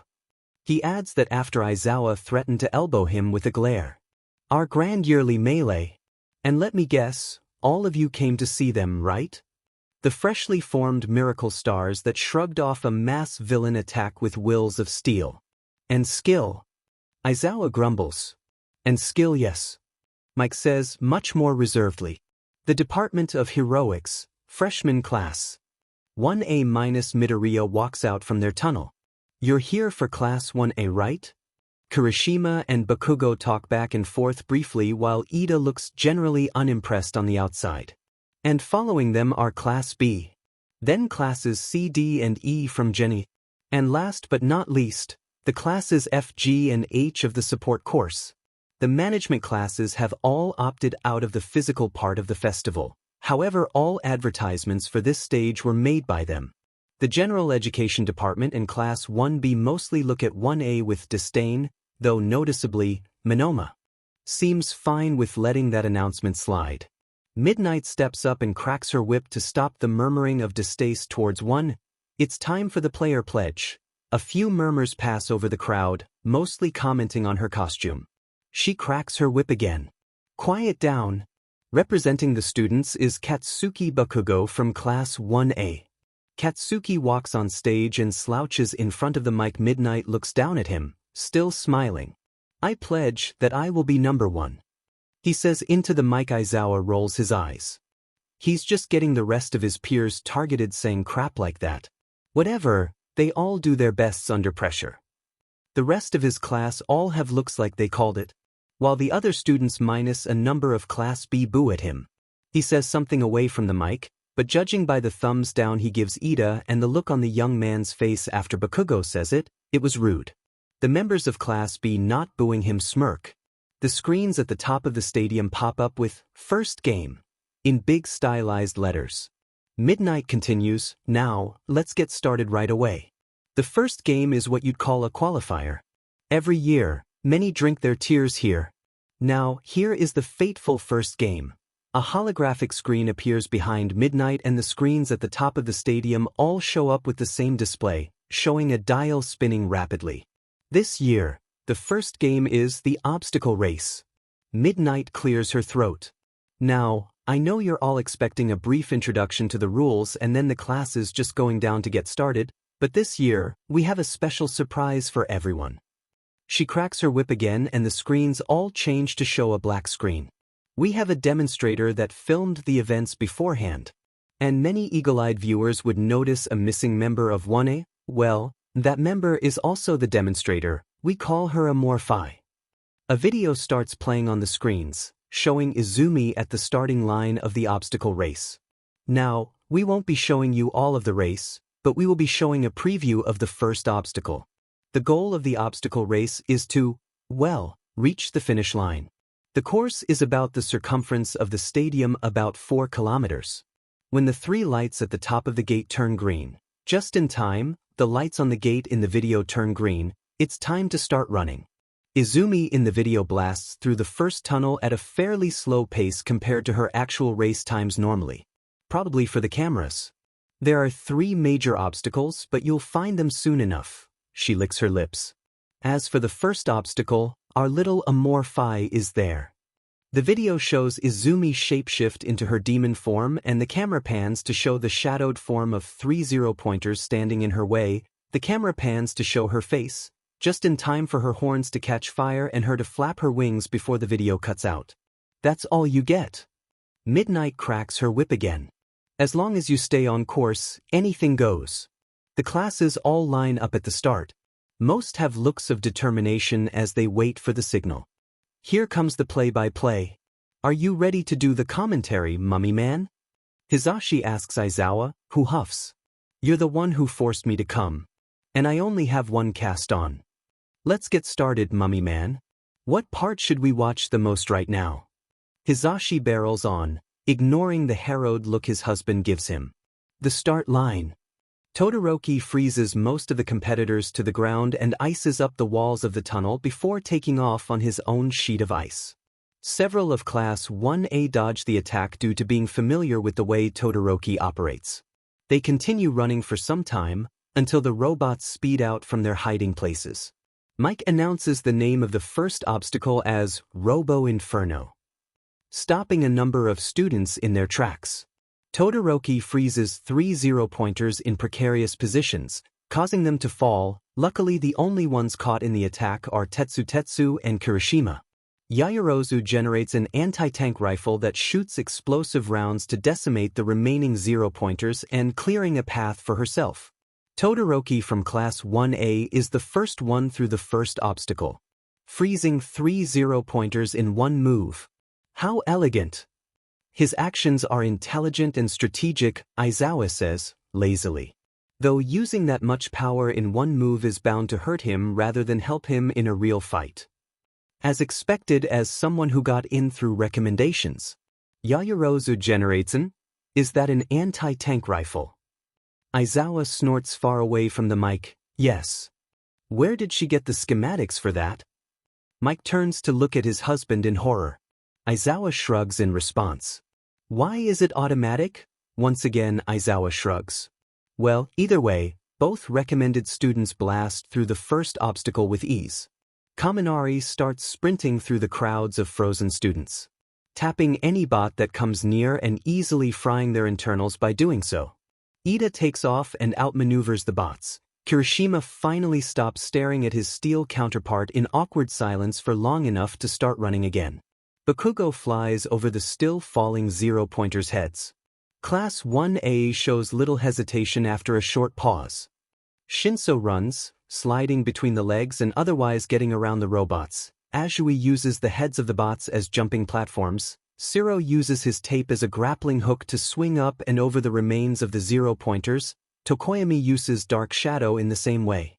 Uraraka taps a whole buck of bots and floats them up only to drop them as soon as she gets through the zone where they would drop. And our frontrunners are on to the second obstacle. It's the FLO. Aizawa winces. Do you have to shout that every time? Hizashi smiles wryly. Sorry. Aizawa sighs. Todoroki skates on the rope by icing it over and sliding across. Ida does a goofy-looking pose with his legs while using his engine exhausts to boost him across the gaps. A support course girl hops straight off the edge and shoots 2 wires out of her belt and swings almost all the way over the canyon, landing on a far pillar. Kaminari just does it normally, balancing across the ropes like most of the other class members. Azui hops straight onto a line and starts crawling across. Impeccable balance all across the board.